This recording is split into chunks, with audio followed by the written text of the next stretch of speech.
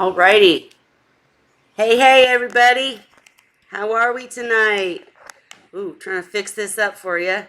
I was running a tad late. Still got the jacket on, even though it's hot as heck. It's just a thing I do. But yeah. Anyways, happy Wine Wednesday. Hope you are all doing fabulous this evening. And I do have a simple topic that I would like to discuss with you guys. But it is, as per usual, open chat. So if you guys have anything you want to talk about, feel free to put it in the comments or jump in. I sent a link to the regulars, and I will try to post a link in the chat in just a second. But let me know, you guys, how you're doing tonight, what you're drinking on, and yeah, again, sorry I was kind of late there, but darn kids and their volleyball games. I'm sure you guys understand. Ray, I saw you were here. Let me know if you got the link in your email. I see you're watching a game, so if you can't join tonight, totally understand. I feel you. It's okay, I suppose.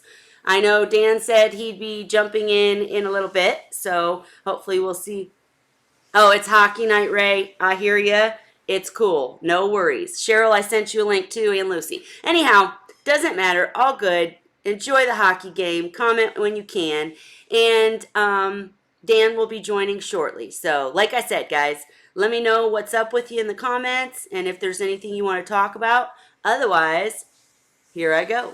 All right. First, we got to start it off with the wine. Okay. Okay. So, interestingly enough, we talk about all sorts of stuff on this channel. We talk about seahorses, we talk about aquariums, reef tanks, algae issues, beautiful macros that we want in our displays. And we talk about a wide range of things that affect you, I, and everyone else in this industry or hobby. But we often have discussed the fact that many times we only see in like the posts on Facebook groups and stuff, we only see the issues. When somebody has a problem, then they post. So we try really hard on this channel to get people together and just talk about the good things that are going on with our seahorses or our reef tanks. Hey, somebody joined. Okay, well, anyways, we try to talk about the good things, but I had an incident today, actually yesterday, where a person, a lot of times we'll get messages on Seahorse Whisperer Society of people asking for help with their seahorses. And I had a situation that I really felt badly for the girl, and I'm just wanting to know what advice you guys would have given her, and if you're someone new, what if you've experienced this or what. So again, we really like talking about the good stuff, and most of the time it is good, but I was just curious, especially I think I have Cheryl watching and such. I just want to know what you guys think. So the situation is, here's the details I got so far.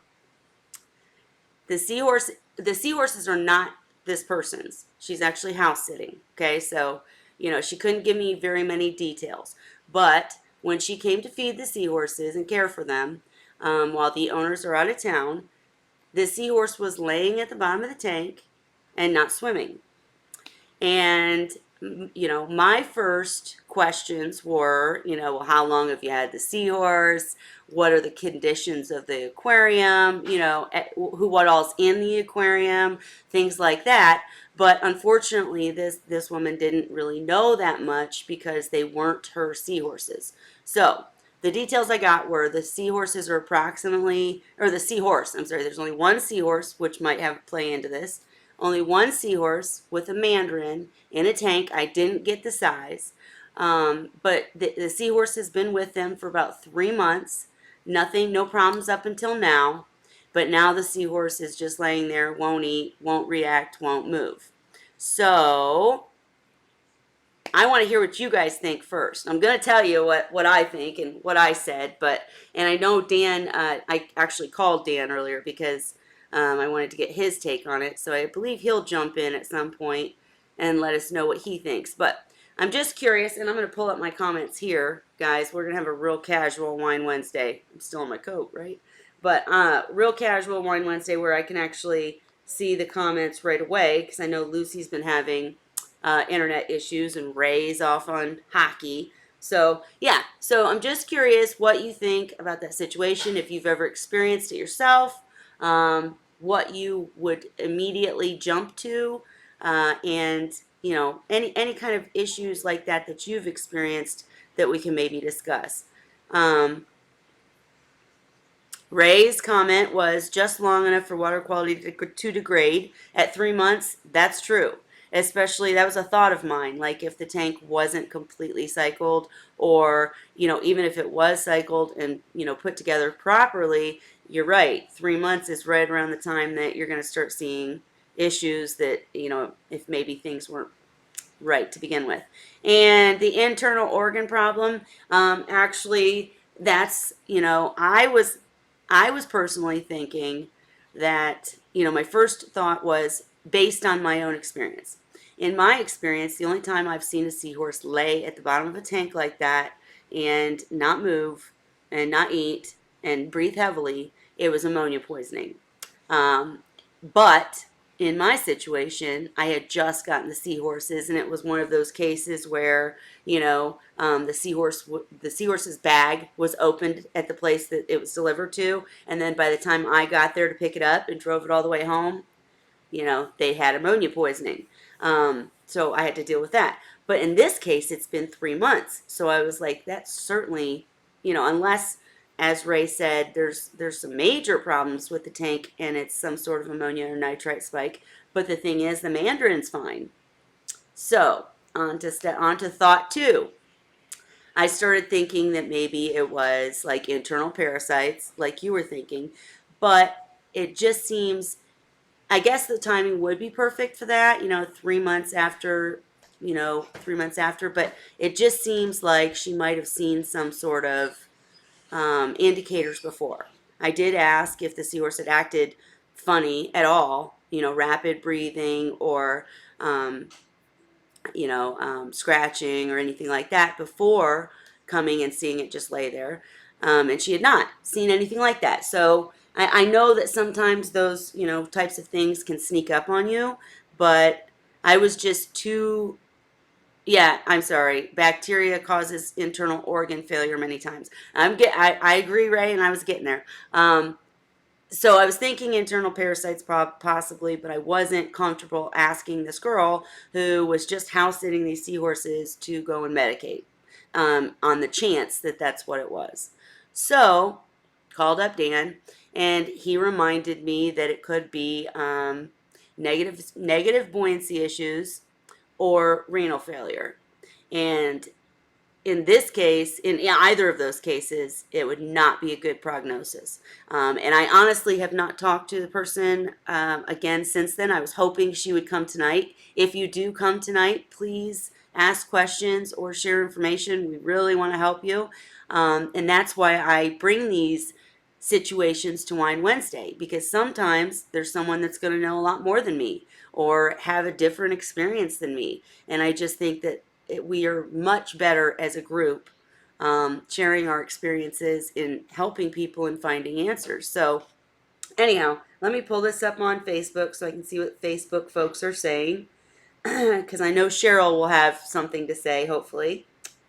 And it's slow, of course. But yeah, so what types of questions do you ask when it's this kind of situation?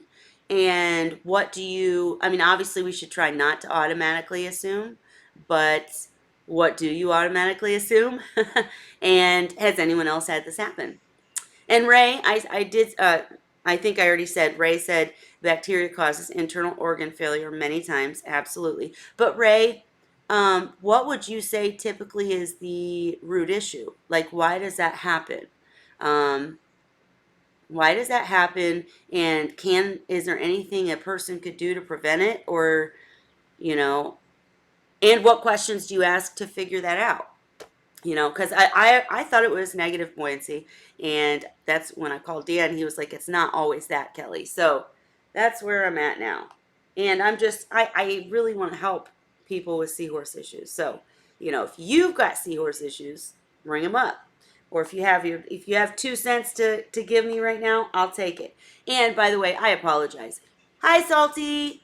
Nice to see you. And I see Cheryl's here and a couple others, but if I haven't seen your name, hello, welcome to Wine Wednesday. Casual tonight. I can put up the link too, guys, so that you can join if you want to. And let's see. Let me turn that down.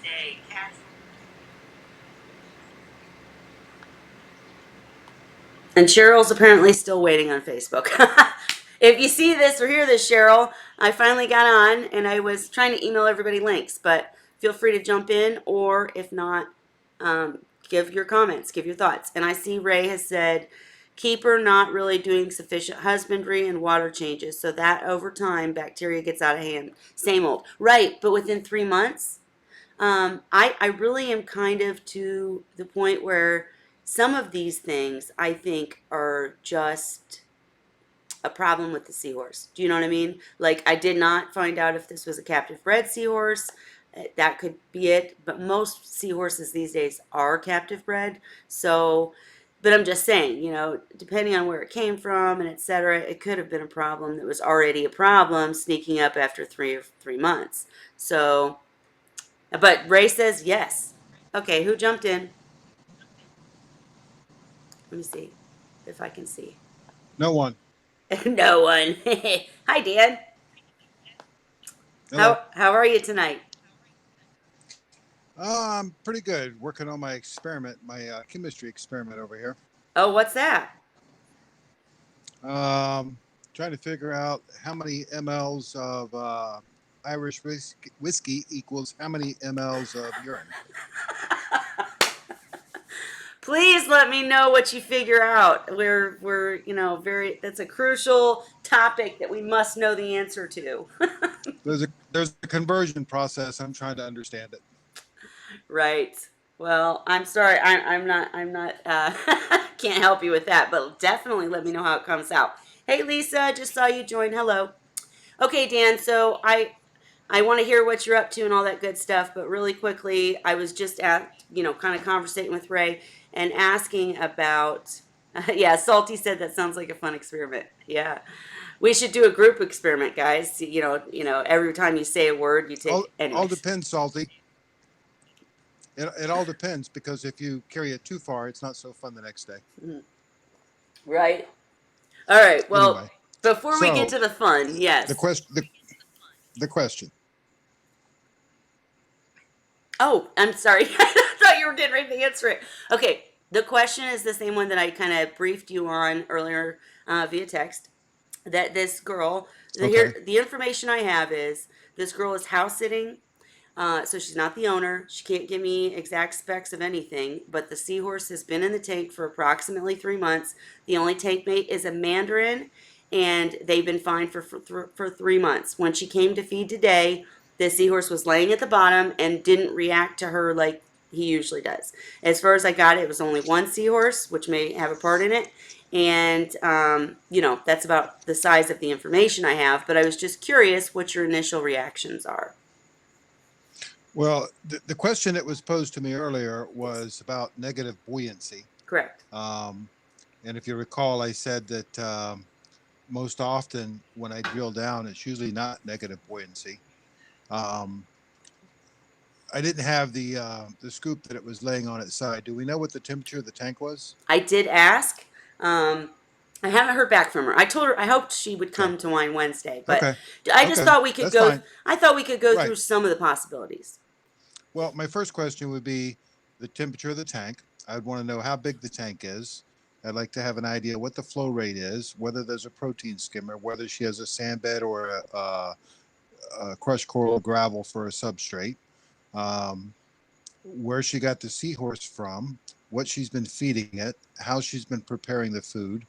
Um, all of these questions come into play to give me clues, but um, I think I heard earlier somebody said something about a possibility of ammonia poisoning. If the mandarin's doing fine, I wouldn't expect it to be ammonia poisoning. Agreed. In most cases, when we're dealing with something like this, unless the seahorse is wild caught, my first suspicion is going to be some type of bacterial issue, and that usually revolves around the tank temperature being too high, Mm, the flow too low, improper filtration, and or improper feeding. And without having more information, it's hard to drill down to guess at what the underlying beginning of the problem is. But at this point, the odds are it's most likely bacterial. And once a seahorse starts laying down, at that point, you're way behind the eight ball, and trying to catch up is going to be tough. gotcha. Well, I'm gonna put the link in the chat in case Chris or anybody wants to join. But what you just said, I actually feel really good. Not good. That came out wrong. But I feel pretty glad that I responded the way that I did because I mentioned most of the things that you just said. However, can you explain it a little bit further why or how feeding might be the core problem in this kind of situation? Well, the feeding can be real simple and it can be real complex. I mean, the assumption is that she's feeding frozen food, and the question, of course, I have is the condition of Oh, the food and whether it's gone bad or not, whether she's trying to put additives to the food, whether she's leaving the food sitting around in the tank, how much she's feeding, and whether she's feeding enough. 9 times out of 10, people are underfeeding the seahorse. And quite often I talk to people and they feed them once a day, and that's what they were told by the store.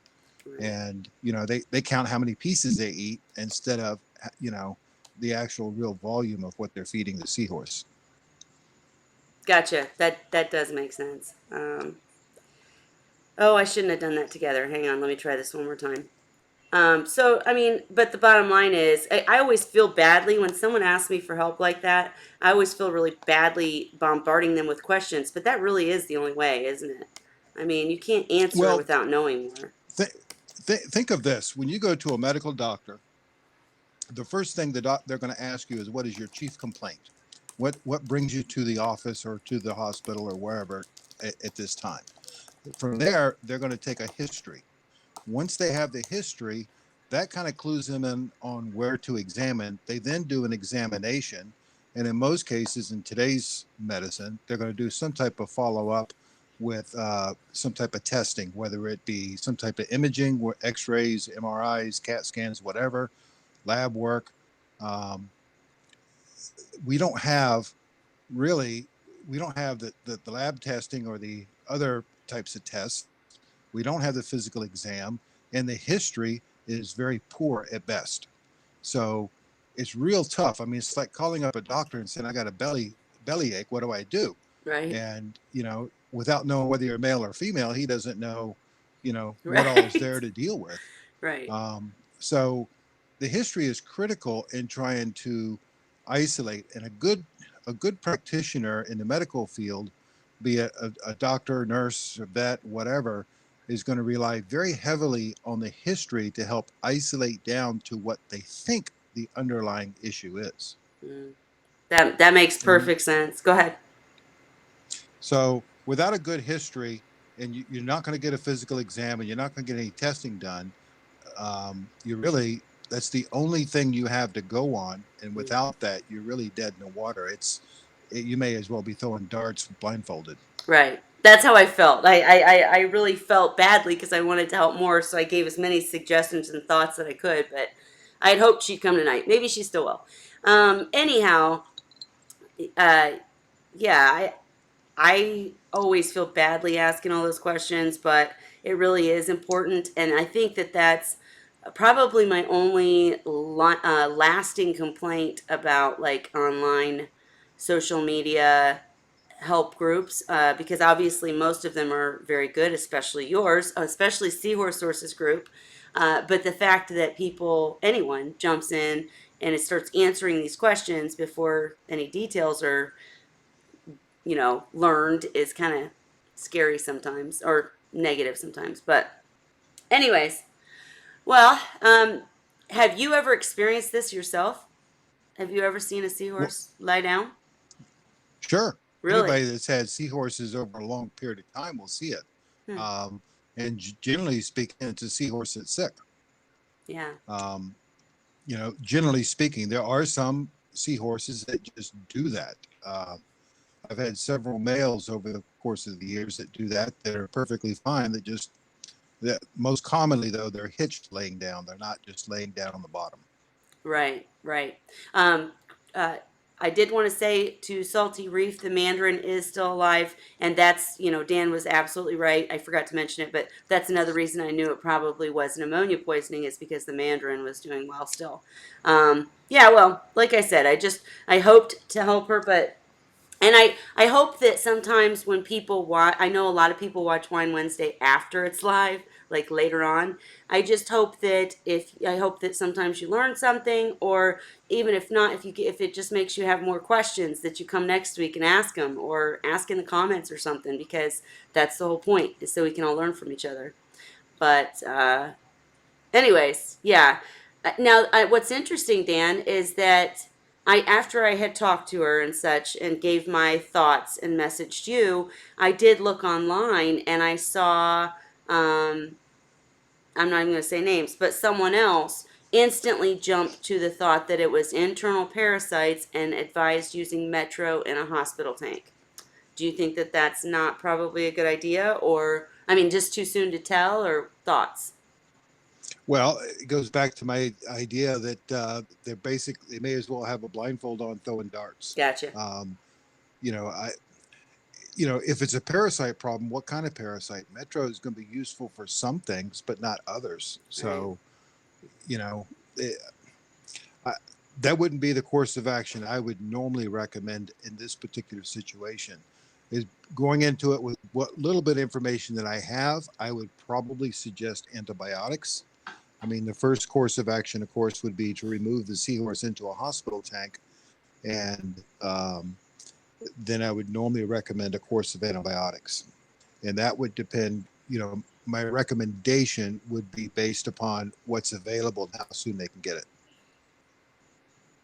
Really quickly, I want to say, Salty, you're so sweet. I do always forget to tell you guys, Super Chat is open, and it helps me get those experts in here like Dan to chat with us. So, thank you so much, Salty. You have been supportive from the start. Very much appreciated. And I had to interrupt and say all this because I knew it was going to come across the screen, Dan. Sorry. But It's we all have right. another coin in the glass. Yay. Thank you, Salty. So, and hello, Kim. Hi. No worries on being late. I was a little late too. I'm still in the jacket. My daughter had a volleyball game.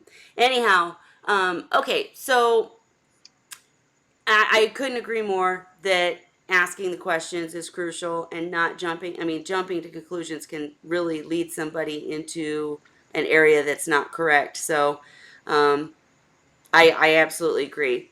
And when you see this online, do you typically just say, call me or what? I mean, how do you? When possible, I ask for people to. I would much rather speak to someone because quite often, you know, the first thing I normally do is let them give me, without me trying to interrupt. I want them to explain what's going on and gather as much information as I can. And from that, I'll get a bunch of questions. And quite often, when I ask a question, the answer may sometimes, create more questions. And when I go back and forth via email or messaging or whatnot, it's a long process, and it's much shorter for me to speak to somebody directly. And even then, it's a 20-25 minute phone call. And if I do it in 20-25 minutes via talking, how long is it going to take with texting and messaging and Right, waiting on replies and all the other stuff? right, So, given a choice, yeah, that's always my first choice. Sometimes I will jump in, but I'm very careful when I do jump in to sit here and say it's this or that or anything else because I don't have enough information to go on. right. Very smart. Very smart. Um, I wanted to mention too, since I'm looking and seeing, Lisa, I wanted to mention that there are some very excellent groups that do help and don't jump to these conclusions, including Lisa's group. So just wanted to say that because I didn't mean to make it sound like some were bad. What were you going to say, Dan? It's not the groups, it's the people. Yeah, Um, very good. Within every group, there's always people, and there's some people that will jump in. And a lot of people think because they experience something one time that everybody else has the same thing, and that's not necessarily the case. There's very few people that have encountered, you know, multiple situations with illnesses with seahorses, unless, of course, they've had massive quantities and been doing it for years. Right. Well, I hope not. I hope nobody's experienced. I mean, I've had my share, but I hope that, hobbyists don't have that many problems. Do you feel like it's getting better in that area? Like, do you feel like there are fewer problems, even though the groups are filled with problems? As you know, there are more successes out there that we never hear about. So, do you think that it's getting better because we know how to care for seahorses better now?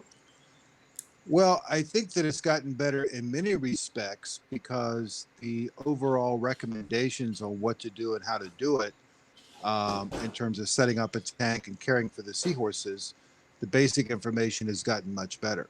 So, you don't hear as many problems with gas bubble disease like we used to. Right. Used to be anytime somebody had, you had a group going, every couple of days there was a gas bubble or pouch emphysema issue coming up. Right. And for the most part, you really don't see that as much today. You see more, you still see issues, but it's not the same exact issues. Gotcha. And do you feel that the issues nowadays are more easily remedied, or obviously not this one, but you know what I mean? Are the problems less severe or just different? Um, well, I just don't think there's as many problems, Hmm. you know, Okay. person keeping seahorses. I still think people have bad problems that crop up, but I just don't think there's as many as there used to be. And part of it too goes back to the captive bred stuff. In the early days in the hobby, most people were bringing in, buying wild caught, and eh, there was more issues because of that as well. Gotcha. Okay. Well, I mean, we can certainly talk more about the bad stuff if anyone has anything going on that they want to share, or if anybody has any questions about treatments and such. But otherwise, Dan, let me know, how are you doing? What's going on with you? Well, just working on my experiment. I know the experiment, and I can't wait to see how that comes out. What are you drinking? Did you say? Patty's, Irish whiskey. Oh, Lord. I have not drank whiskey. Oh, yes, I did. I did. I think I did at MBI, didn't I? Okay, well, aside from that occasion, I did not. I've not touched whiskey since high school. I can't even imagine. So, you guys in the audience, Kim, everybody, what do you guys drink? Do you guys touch that whiskey or what? Dan is actually doing an experiment trying to see the ratio of what was it? It's a chemistry experiment to find out what the ratio is in terms of how many mLs of whiskey that produces how many mLs of urine. I love it. Hey, Chris Carey, you are awesome. Thank you so much for the support. Get in here if you feel like it, but thank you for supporting us, and definitely want to hear any thoughts you have and hear how you're doing too. But thank you. Um, all right. Well, Dan, so, what else is going on? Like, if you don't want to talk about personal and slinging feed, then tell me how the seahorses are doing. Anything new in that area? No, not really. Today was my day off, so I was working on catching up on some of my maintenance stuff and, trying to get things back up to what I consider shape. A lot of people's standards would be fine, but they're not getting the same amount of care as when I was here full time. So Right. um, my days off are generally focused on getting that stuff done, as well as a multitude of other errands and stuff. Sure. I am learning. I'm still learning more and more about feed and Um, a lot of the stuff that I deal with in the feed store is all kinds of different animals and uh, different problems with different animals, but so many of them are universal. Um, you know, we sell feed for chickens and rats and um, kangaroos, ducks, tortoises, turtles, fish, um, chimps, cows, horses, goats, pigs, you name it. We sell feed for it, and there's different mixes of feed for all of them. But when you get down to the basics of the feed, most of them are pretty close.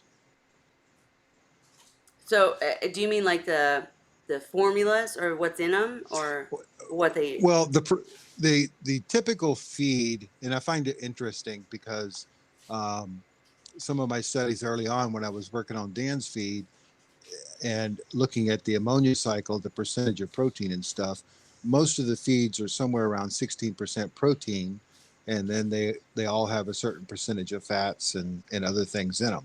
Now, certain animals require certain ingredients in the feed as their primary food source. You know, for example, rabbits are going to be looking for uh, something like a Timothy and alfalfa hay, but still you're trying to get your protein and stuff for your animals that are being fed for food, such as cows and pigs and whatnot, at a certain protein content. And in the food fish industry, you know, the typical protein content is typically around 16% as well. Mm-hmm. Interestingly enough, you know, when I look at Dan's feed, when I designed it, the protein content on it was much higher. And when you look at mices and stuff, the protein content is much higher. Um, And with my which with mysis, is that just because of the animal and what the animal eats, or the shrimp? Well, the shrimp, the content Okay, in shrimp and fish in general is higher in protein, gotcha. and the protein where that's important in from a engineering standpoint in aquaculture is the percentage of protein dictates how much the ammonia levels are going to be Mm. because it's the protein in the food that ends up turning into ammonia. So, and when you say, I'm sorry, I'm a little slow here. So, when you say that, you mean like turning into ammonia once it's bad? Like, Metabolized. okay, okay. In the fish and seahorse and etc., or do you mean in the tank, or both?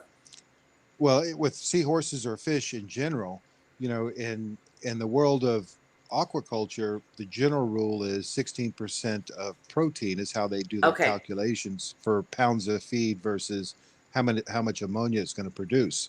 With seahorses, the formula is different because the protein's higher. Um, so you know, if you're sitting there looking at setting up a seahorse tank versus a fish tank, and you're calculating, you know, most hobbyists aren't going to calculate it out mathematically what they need, but mentally they're thinking, well, I'm feeding them flake food and pellets and this and what have you. Well, the protein content there is much lower than the protein content of a seahorse tank, and the Mm. seahorses eat a lot of food, so that's one of the reasons why the ammonia levels go up so quickly in a seahorse tank. Yeah, I think you just gave us the exact key reason why, you have to prepare for such a heavier bioload. I mean, I always knew that, but you putting it into actual words, it kind of makes a little more sense to me. I mean, the food is higher in protein and creates more ammonia. They eat more of it, and then, yeah, I get it. Wow, crazy. But sorry, I didn't mean to distract you from the overall feeds. Go ahead. What were you gonna say? No, that's fine. It's, you know, when I sit down, when people ask me about cycling a tank, I know from, and I can't quote the numbers off the top of my head because I have to sit down and look at my math, but I know from doing the math that a cube of mysis is going to turn into roughly 27 milligrams of ammonia. Wow. So when people ask me, you know, about cycling their tank, my first question is how many seahorses are you going to put in there? And then I calculate how many cubes of mysis they're probably going to be feeding, and then I can tell them how much ammonia to put in the tank for the cycling process. That's so cool. That's so cool. Jackalope, Kim, what are you talking about? Really quickly, I just want to go to the comments. Ray said 3 decades ago he drank white rum in Southern Comfort. Salty's a Captain Morgan. Aye. And let's see, somebody else said something I thought. Oh, milk, water, and pop was right. You guys are great. No wine drinkers though. I'm so depressed. Well, God created Irish whiskey for a reason. Reason. I love it. I love it. Oh, I thought you And did it that's on purpose. now, now, it, now the reason for creating Irish whiskey was so that the Irish would not rule the world. Ah, gotcha. Makes sense. I like it. Uh, well, okay, you guys, we're gonna keep chit chatting if you don't give me some things you'd like to learn or know about or talk about. Um, so, anyways, the feeds, you're dealing with the feeds, and you just explained for the world why a seahorse tank's bioload's so much greater and how to cycle a tank properly if they'll calculate it out. Amazing. Um, I'm curious, since we did start talking about like this particular issue that I'm trying to help this girl with, um, what are the most common things that you do see now? I mean, you mentioned that we don't see as much GBD. What are the most common things? Just errors in setup, or Um, well, I still see some errors in setup, but not as bad as we used to good? because a lot of people go and their preliminary digging gives them a clue as far as how to set up, and the, because of the conflicting information, people have a tendency to dig a little bit deeper and ask questions, and that usually helps set them straight. I still see issues with temperature. I still see people who haven't done their research that just drop them in a reef tank. Sure. Um, and probably the biggest mistakes that I see today are the way that people handle the food. Yeah. Um, there's a lot of people that don't pay attention to the quality when they buy it in terms of whether it's been defrosted and refrozen and turned brown, how they whether they rinse it or not, and then of course there's still a ton of people because of what some companies recommend try to add enrichments to the food, so they adding more pollutants to the tank. Right. And yeah, I'm still hoping that Nuri from PE Mysis is gonna come join us. He's just extremely busy.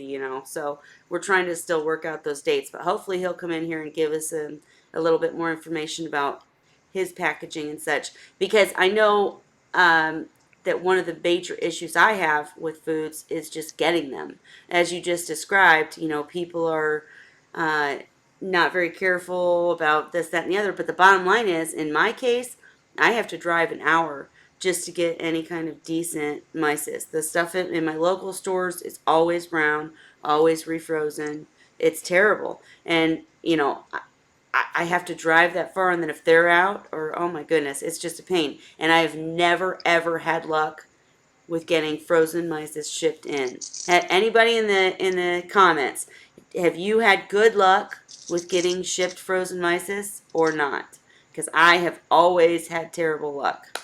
Um, and I have. which well, I was going to say, which confuses me because I know you guys. I mean, of course you're getting it. How does it come for you? How do you manage that? Well, prior to what I'm doing now, we tried ordering from different places with different degrees of success. But one of the things that was most helpful for us was we ordered full cases. So Mm, by ordering a full case, you got a big block of frozen food, and it's going to be much more stable through the process. Um, Even now, the way that I get it now, I get it directly from the distributor. It leaves Miami sometime 7, 8 o'clock in the morning and arrives to me at 12:30. So that's with ice packs, and it usually arrives in great shape. But still, sometimes the distributor sends me stuff that is crap, and we had probably about 2 or 3 orders where it came in where it was really, I mean, it was to the point where I almost threw it away. It was that bad. mm, And talking with Alyssa, she was having the same problem. And when you look at the process, the food itself is packaged and then it's shipped, and from the manufacturer or the manufacturer. And in the case of Hikari, it's coming from overseas, so it's coming via container, So if something goes wrong during that part of the shipment, it's going to be bad before it ever gets to the distributor. And Right. if you think about it, it's coming over typically on a ship, and then it comes into port, then it's trucked to the distributor. The distributor then has to have a sub-zero freezer to keep it in. And the normal process would be the distributor then ships it to the retailer. And in some cases, that's a store or an online company. Most stores do not have a sub zero freezer. So if they're holding on to it for a period of time, it's going to go bad just sitting in their freezer. Wow. And if it's going to a place like, Live Aquaria, Chewy, or one of these others that ship it out, then it depends upon how good their keeping of it is, and of course, how well they package and ship it. And shipping frozen food really needs to be done with dry ice.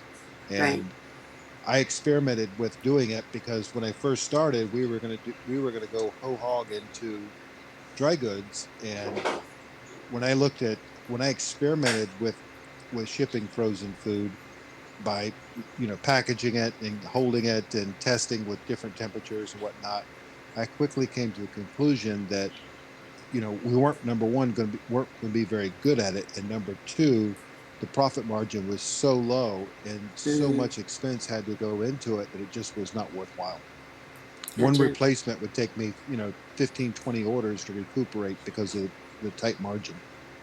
Well, I can't believe that certain places continue to sell frozen, because I do know that one of the things that was suggested to me is to order direct. Like apparently, if you order direct from PE Mysis or from wherever, then you have much better luck. And myself I, being I, I would expect PE to ship direct to be done very well, sure, but again, it's going to be a lot easier for me. If I go to order direct from PE, which I can do, I have to order in case quantities. right, And right, most people aren't going to do that unless you can get a group together and do it that way. But even if you order in a case, if you're not going to go through it soon enough, then you it's going know, to go bad, right? it's going to go bad in your own freezer. I wouldn't keep frozen food more than 3 to 6 months. Sure, agreed. And yeah, I was looking at Salty's comment that he always wanted to try ordering frozen online, but he's been nervous that it would come in thawed, and that's what's happened to me every time. Like even for instance, just to be real, it was PE Mysis. I ordered PE Mysis and Hikari, but I ordered it from Dr. Foster's and Smith, which is I think now Live Aquaria. Anyways, they tried. I give them credit for the packaging. It wasn't dry ice. It was not dry ice, but they tried. There were things in there. There were little ice packs in there, and a lot of them, and etc. But it was mushy. So my next question, Dan, then is what is the cutoff? What should be the cutoff for food that's thawed? Meaning, if you get it in and it's just barely, like it's still you still have to go like this and it makes a cracking sound because it's still somewhat frozen, but it's mushy, but it's still all white and looks healthy. Would you use it then, or if it's or no go? Well, let me ask you a question in return. Okay. If if you were buying shrimp Oh and you were hell gonna no. and you were gonna eat it and it No. came in and it was questionable, would you eat it? And if No. not, why? No, because I wouldn't want to get sick. Right, gotcha. And well, that's why I'm just surprised that they even still sell it because I personally, uh, unlike Salty, took the plunge and have ordered frozen foods, not directly from the vendor, but actually from like Live Aquaria. And each time it's thawed every single time, even if I'm waiting at the doorstep. I mean, like it's coming FedEx or UPS. They don't have frozen trucks, so I don't. They're counting on these ice packs in there, and every time it's thawed, and every time I've called, and every time they've refunded me, but I don't know why they keep doing it. It just doesn't make sense. But anyways. I don't know. So, I mean, what you're saying is if someone goes to buy the food and it's looks in any way questionable, we should treat it as if it was food for ourselves. That would be my recommendation, yes. Gotcha. And what are the typical things that can happen if you feed a seahorse bad food? Well, for one, if it's bacterial laden, then you're basically inoculating the seahorse with bacteria. The second thing is your fats can go rancid, and that can lead to some other issues, which are deeper than what I want to get into and Sure. what I truly understand.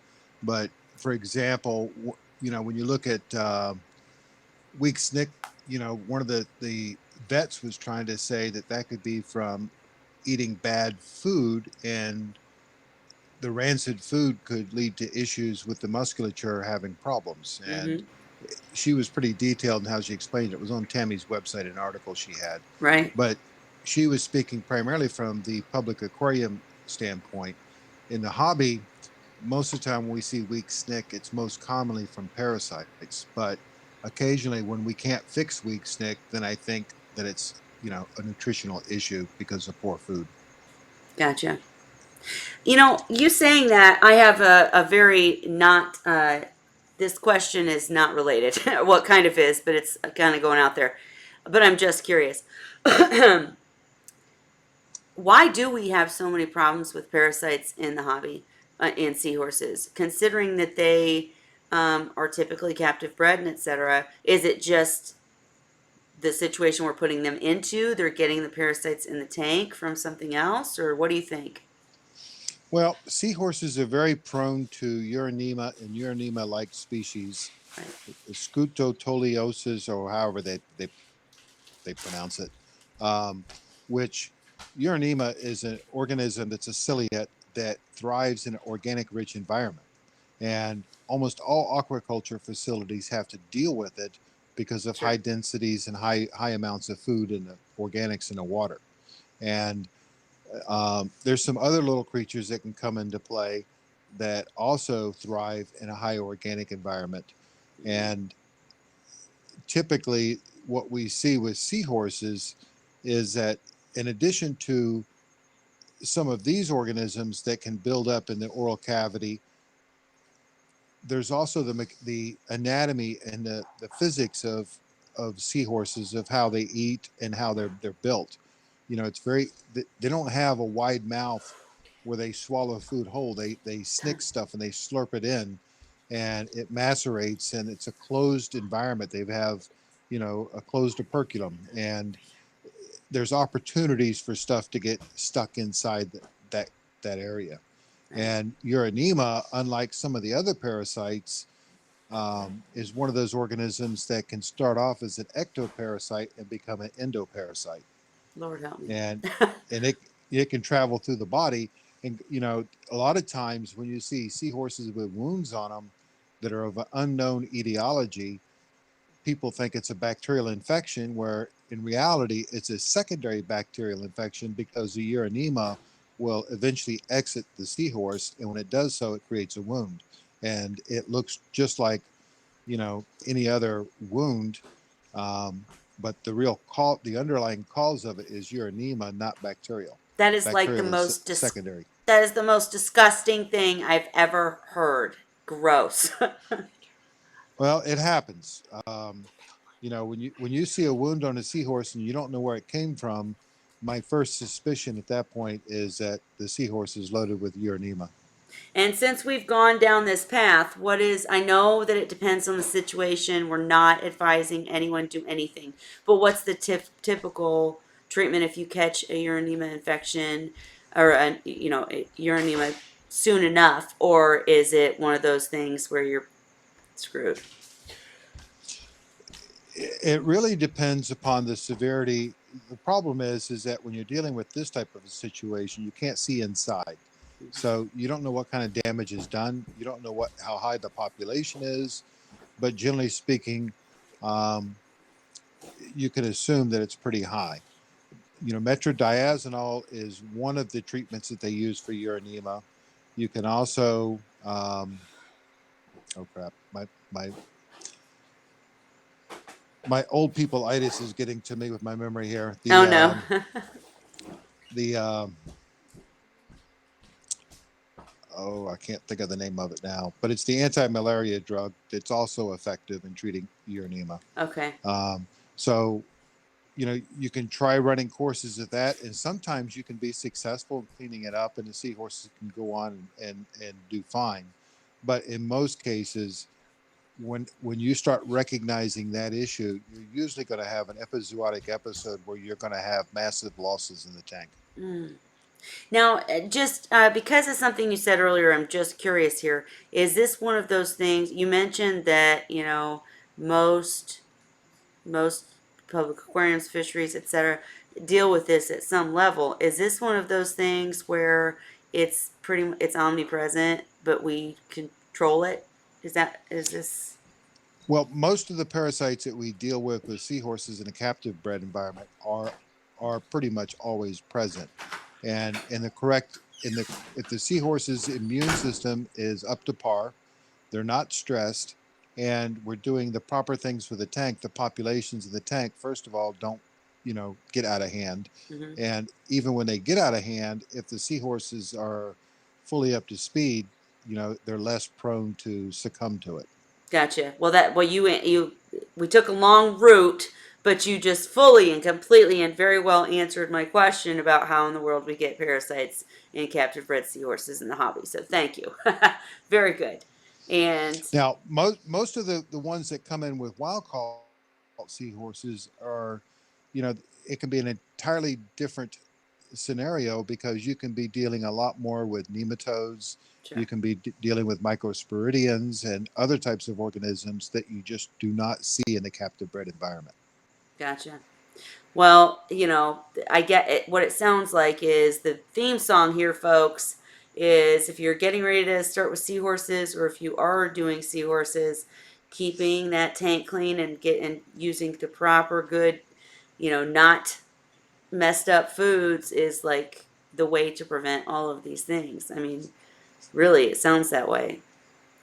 And you said that the parasites and such, urinema, etc., can they you said they're based in high nutrient systems, is that right? So is there any way to avoid it, or I'm sorry, one more time. I'm looking at the jackalope conversation too. Kim, no, I'm kidding. I want to know what a I am jackalope too. is. I am too. But no, I don't even remember what I asked. I can't even remember. It doesn't matter. What's a jackalope? We need to know. Jackalopes never have those bacteria issues, though, as we can see.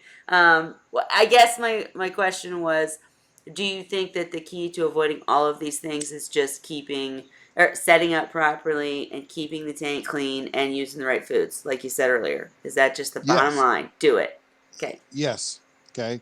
And when you look at raising fry, it's interesting because some of the studies that have come out of China have suggested that the two predominant reasons of losing fry are one, parasitic, which goes back to the urinema, Mhm. and two, bacterial, which is, bacteria take holds the same way that urinema does in a nutrient-rich environment, and you're dealing with an animal that has a immune system that's not fully developed. Right. Poor seahorses. Mine are all swimming up and down, looking at me like, "Give me more food right now." So they're spoiled brats. But yeah, I hear you. I hear you for sure. So, what does a jackalope eat, Dan? I'm curious now. I don't know if it was for Saturday Night Live. I The words that come to mind aren't appropriate to say on here. Hey, Chris, no worries. It seems like the more that I ask, the more I find out that I'm typically the only one drinking on Wine Wednesday. So don't feel too bad. Dan actually partook tonight, but only for the scientific experiment. That was the only reason. But anyways, I'm curious, Chris. Even if you can't jump in tonight, I know you're working, but I would love to catch up soon because I want to hear, if anything's progressed with anything you talked about the last time you were here. I would love to talk to you again soon. So definitely. Oh, Dan used Google. Good job. So, for anybody watching, the jackalope is a mythical animal of North America folklore described as a jackrabbit with antelope horns. So what do they eat? Was the question. Yeah, that might get a little bit tricky because a jackrabbit's going to have an entirely different diet than an antelope. Um, although I guess their diets would overlap, but oh boy, Well, I know Salty's giving us links now. Oh, help me. All right. Well, what else? What else would you like to care to share or discuss tonight, Dan? I didn't have much whatever. I don't planned. whatever. Okay. Well, I've been on a Merlot kick, folks, so you guys don't have to drink with me. I enjoy it, and I get on the Merlot and go. Um, okay, let's do this. What is the absolute worst situation in which a customer or friend, I don't care who, a public aquarium, a scientist, somebody approached you for help with the seahorse situation? I want to know the very worst one that you succeeded with. Well, the worst one that I succeeded with was a one that I dealt with internally here, Hmm. and that was a seahorse that had a severe case of tail rot that developed. And initially, the treatment wasn't working, and the end result was we we saved the seahorse, but the seahorse lost the entire tail, Oh, right, right. and and that particular seahorse with absolutely no tail, just a stub, a stump, almost like if somebody was amputated with their leg up to their hip. Um, he survived for 5 years after treatment. Never was able to hitch a course. He just kind of sat on the bottom at night and rested, and he chased the girls around the tank unmercifully, but never made it. Um, so, that was an experiment that I did to see to test my skill in terms of treatment because we weren't doing many treatments at that time. Um, in the aquaculture environment, we typically don't do a lot of treatment. Sure, We extinguish and move on sure. um, because of the risk of it spreading. And as far as customers go, I would have to say I've had a couple of customers that have had epizootic episodes in their tanks where they started to lose everything in their tank. And I've had two or three that we've successfully moved the animals out of the tank into the hospital tank, treated them, and then have had to go back and treat the tank. And Mm. most commonly in that situation, some of them have been bacterial. And if they are what I suspect is mycobacteria, it that results in a complete teardown and a restart in those Sure. situations. Hmm. Um, however, some of them have been urinema related, and those we've treated the group of seahorses that were in the tank separately, and then we've gone through the process. Instead of tearing down the tank, we went through the process of one, letting it go fallow, as well as dosing it with peroxide and probiotics. And after a period of time, we saved a typically 20-25% of the population, and we were Wow. able to restock the tank without incident. Amazing. So great. We have a question from Paul. He asked, kind of off the subject, sorry, but he asked, how about mixing pipefish with seahorses? I personally don't like to do it for a couple of reasons. The first reason is that most pipefish that you're going to buy today are wild caught, and if you could get true captive bred, I'd be a little bit easier on it. The second issue is that mixing signathids, sometimes you will have problems where one or both species have issues with bacterial issues. There's no science to back up or to explain why it happens, but we do know from experience that sometimes mixing different signathid species can lead to issues. And Mhm. then the third issue is that quite often some species of pipefish are faster and more aggressive in feeding than the seahorses. Oh, I didn't know that one. I knew the first two. And, without going into too much depth because I'm not a scientist and I don't have all the details, but yeah, that's always been my big fear. I see people constantly who get away with it. Um, Good for them. But I've never been willing to try it because I've just heard so many stories of it being a problem because, like I don't even, but I personally don't mix seahorse species either. So, I guess it depends on your risk tolerance level and what you're willing to risk because, yeah, I see people successful with it, but I have you ever seen anybody successful long term with it, Dan? Seahorses I and have, pipefish? I Okay. have, but quite often what happens is the reason that people sometimes don't associate the issue is that it can have a delayed effect. Mm, Sometimes it can be, 2 months later that the issue crops up instead of being right when they first add them. gotcha. So they don't associate it with the addition of the new species. Have there ever been situation? Have you been privy to many situations where the pipefish got sick due to being mixed with seahorses, or is it always the reverse? No, it's happened, but in Oh, those cases, they just lose the pipefish and they just move on. gotcha. People seem to have less of a emotional attachment to pipefish than they do to seahorses.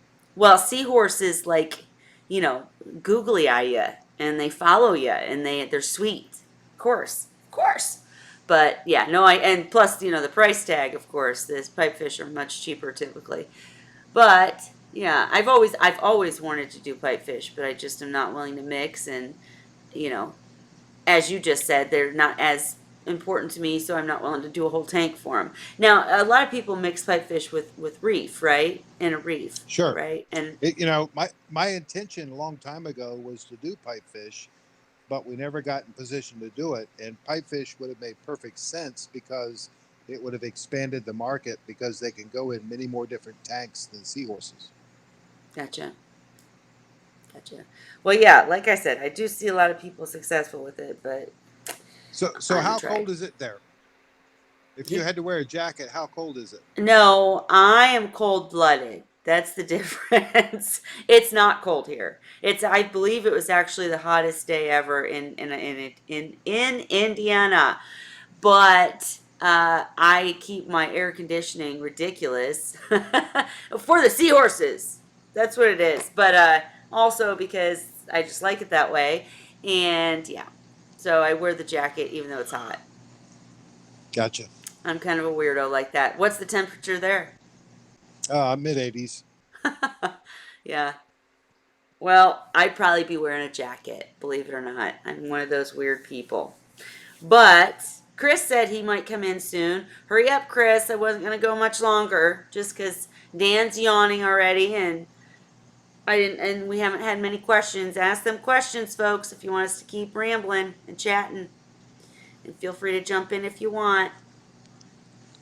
What other big questions have you seen or have been asked of you lately, Dan? About seahorses or pipefish or whatever? Anything like sticking out in your I haven't had any, head that made you no, I learn haven't had or anything really new. I've had some customers asking about setups, and I've had some people, questioning that in the feed, and it's re-explaining yeah, to me the old stuff, the basics, and I think that's always going to be an issue um, in terms of people wanting to set up a tank. I've had a few calls where people have had no experience, no knowledge of anything to do with a tank that have called me up and have asked me, how do I set up a tank and how do I keep seahorses? mm, And that's a toughie to try to explain or try to answer in an email or a text because it's much more involved. They need to understand the basics of how to maintain a tank in addition to how right. to keep seahorses. And quite often, those people, if they do their homework, are usually extremely, in my experience, usually very successful, more so than the average reefer that decides to set up a seahorse tank. I was just gonna ask you if I know that that's a lot more work for you and a lot more difficult. And if I ever get that stupid website done, we'll certainly be including nitrogen cycle stuff and et cetera. But don't do you? I think you just said. Do you feel like someone who's learning the seahorse way will be more successful or easier to to teach than someone that's done a reef? Is that In most cases, it's a lot more work, but the end result is they're usually more successful. gotcha? And you know, it's it's a little tough, um, because you're dealing with somebody who has no base knowledge.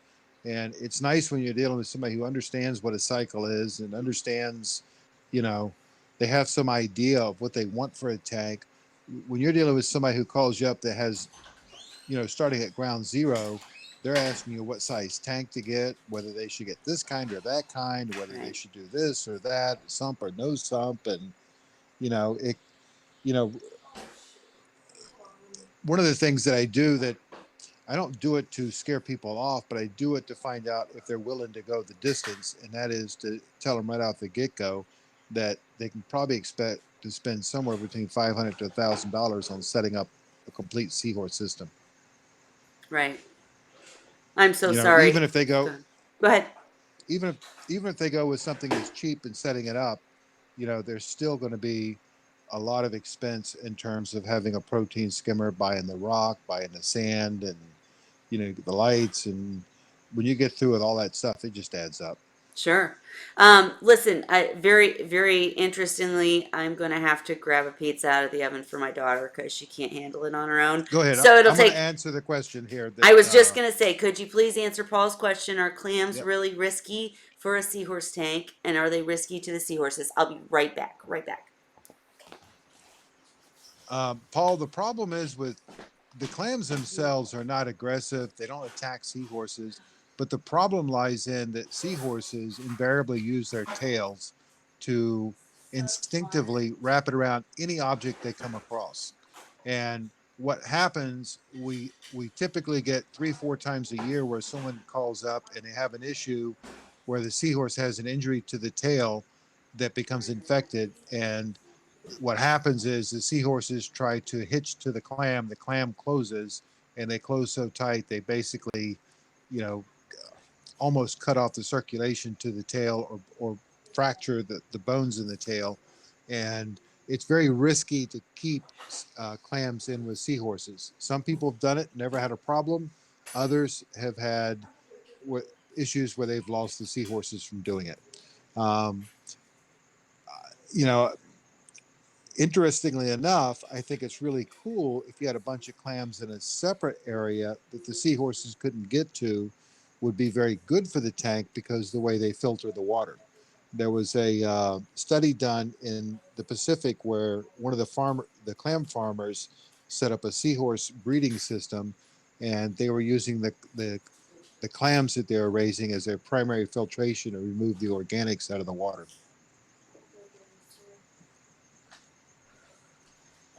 Hi, live stream. Silly, stop. Um, Goodness. All right, I'm back, guys. Sorry. Okay. Hello back. Sorry. So Kelly, you didn't hear my answer. What did I say? I have no idea. And I really wanted to hear it. Can we get a brief Yeah, summary? I can yeah. watch it later. The problem with clams is they can clamp down on the seahorse's tail. They Oh, won't do it intentionally. It's that the seahorses will end up putting their tail where it doesn't belong and get shut, and then you end up with a tail injury. makes sense. Yeah, I can't tell you how many times I've run across people that, like, to me it just seems like common sense, but I do understand that it's not if you haven't really thought it Well, through or had the experience. But like anemones and stuff, a lot of people don't even realize that that probably shouldn't go with a seahorse. But go on. it's like a heater. I mean, people don't think twice about a heater in a tank, but you know, you would think that if a seahorse is hitched to a heater and it comes on and it gets hot, they would let go and move on. The Hmm. reality is their instinct is under stress to hang on tighter. So, in the case of a heater, when it comes on, instead of them releasing, they hold on even tighter and they get a severe burn because of it. Right. As far as the anemones go, back in 2005, 2006, somewhere around there, I had somewhere around 1,000 cudas that I was going to start selling. And the Project Seahorses thing with the Vietnamese with the net pens, they started releasing the CUDA dirt cheap into the United States, and Mm. all of a sudden I couldn't move them. So I started touring the state of Florida with a van full of seahorses, stopping at fish store after fish store, showing them to the owners or managers and selling them that way. And one of the stores I went into, the guy had this one tank. The whole focal point of that tank was a huge anemone, and this anemone, I mean, I swear it was the size of a basketball. Mm-hmm. And the store owner and I went back and forth about putting, seahorses in with the anemones, and these were the Tanoropterus variety. They were about 6 inches in size at that time, and I kept telling him, "Don't do it." Right. So he did it. Of The course. next morning, he could see the outline of the seahorse within the anemone. Oh no. Oh, yikes. Wow. Yuck. That's terrible. And I would like I've had an anemone with my clownfish, but it was not, it was very picky.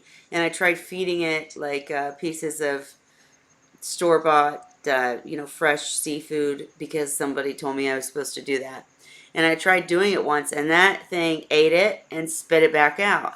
It's kind of interesting that it would eat a seahorse with all the bones and such, you know? Well, I knew it you would know, be a problem with them, obviously. But well, most commonly the big problem is the stings, you right. know.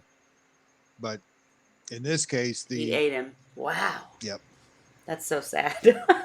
Sorry, And I Mr. can't tell you what Seahorse. kind of an enemy it was or anything else. I just know the damn thing was huge, and Probably carpet. he kept telling me I'm gonna put the seahorse in there and prove, and well, he didn't prove it. He proved that I was correct. Right.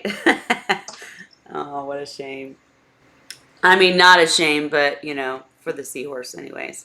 How many did he have in there? Well, I had sold him 20, and he put one in there to test it, and it was funny too because he called me back. I want to say about 4 weeks later. I had delivered two sets of seahorses to him, and he called me back and he said, "Dan," he goes, "you know, all the seahorses I've gotten from you, I haven't lost any except for this particular one." Mm-hmm. And I said, "Well, you're not supposed to." He goes, "Yeah, but when I order them, I always count on losing some." And Right. I said, "That's a difference." And back then, captive bred were still very new to the market. Gotcha. I'm curious, and if you don't want to share this, you don't have to, but is and I, overall,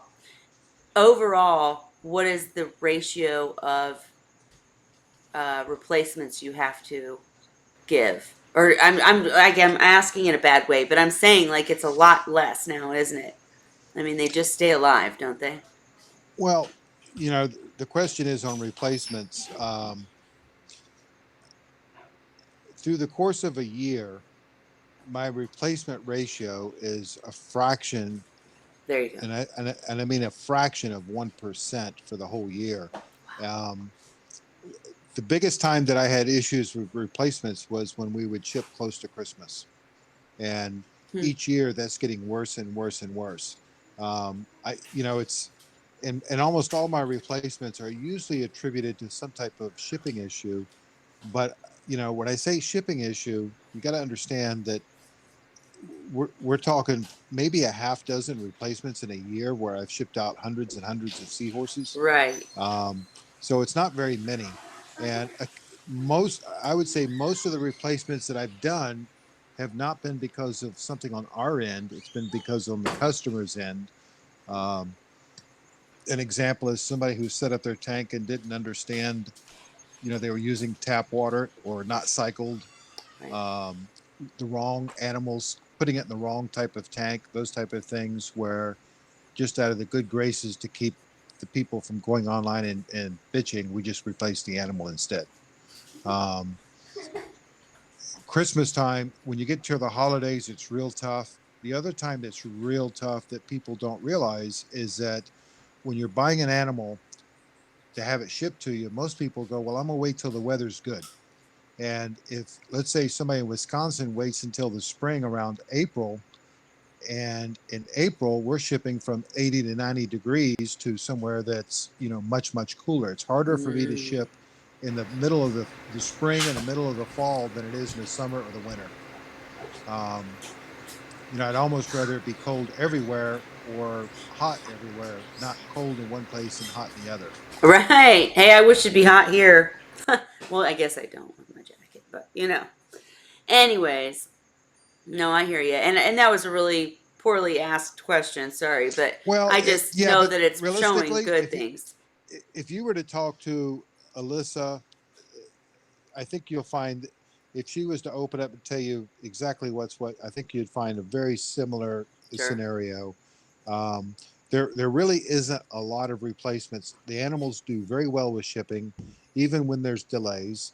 Um, they will, take a day or so longer to settle in, but there's rarely do we have issues with shipping issues, and rarely do we have issues with, most of us are conscientious enough that if we have some that are suspect, as a breeder, you don't ship them.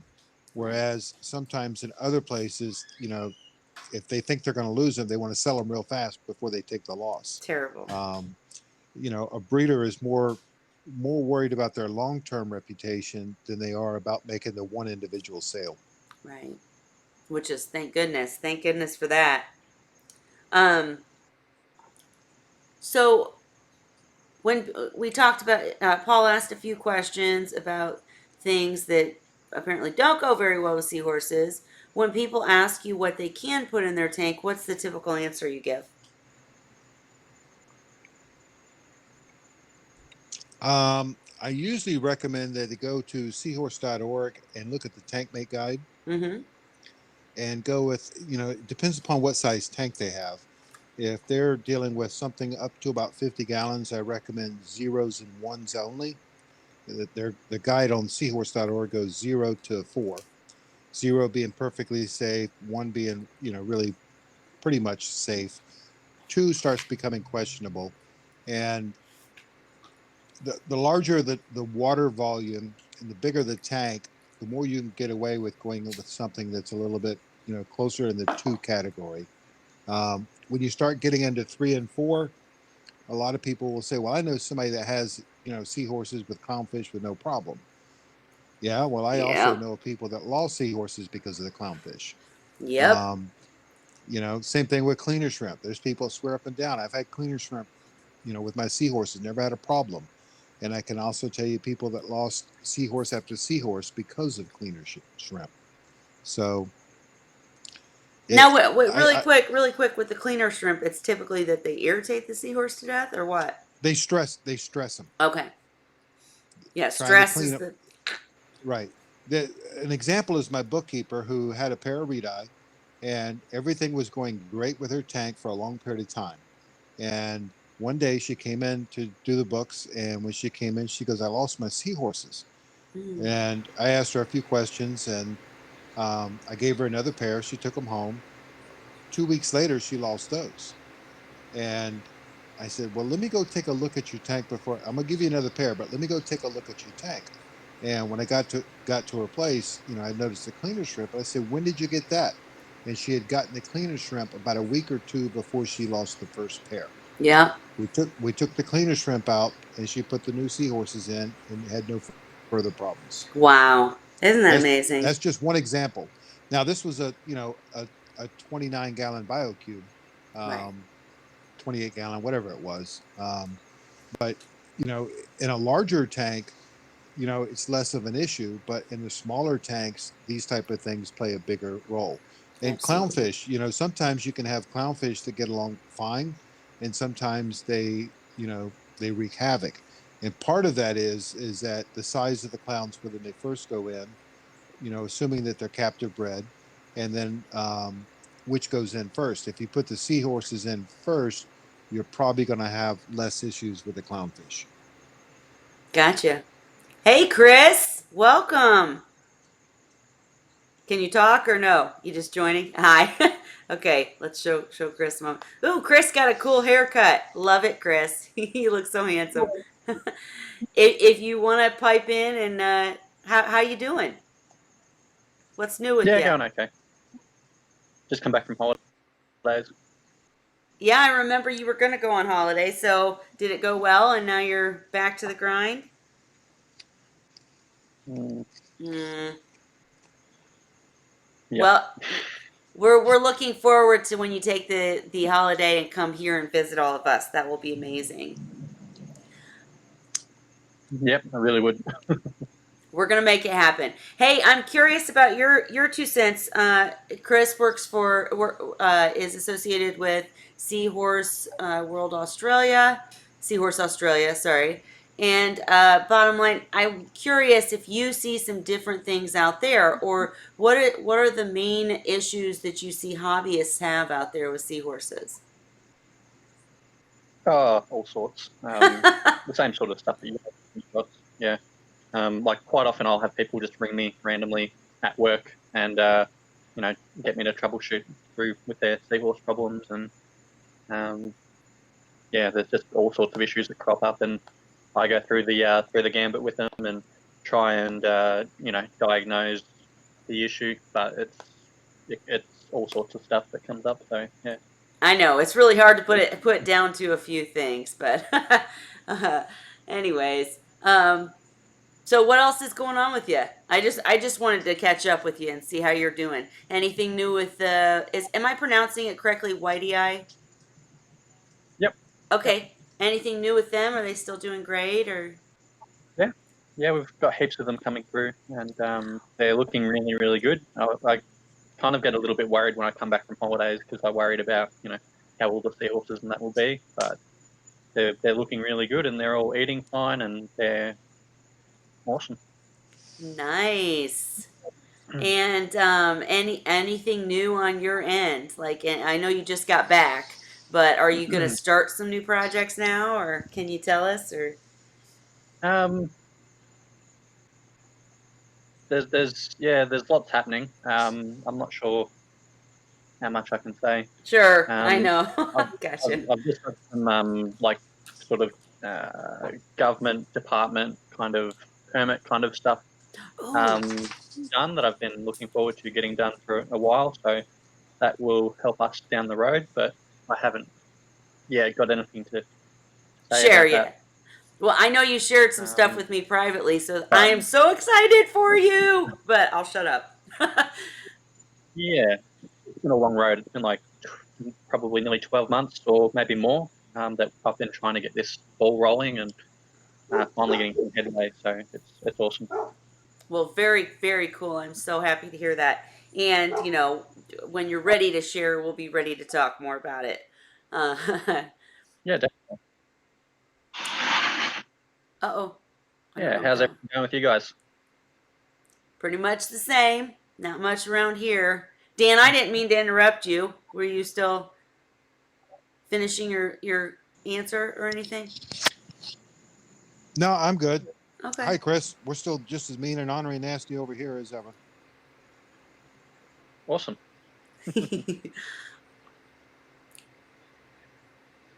Okay, guys. So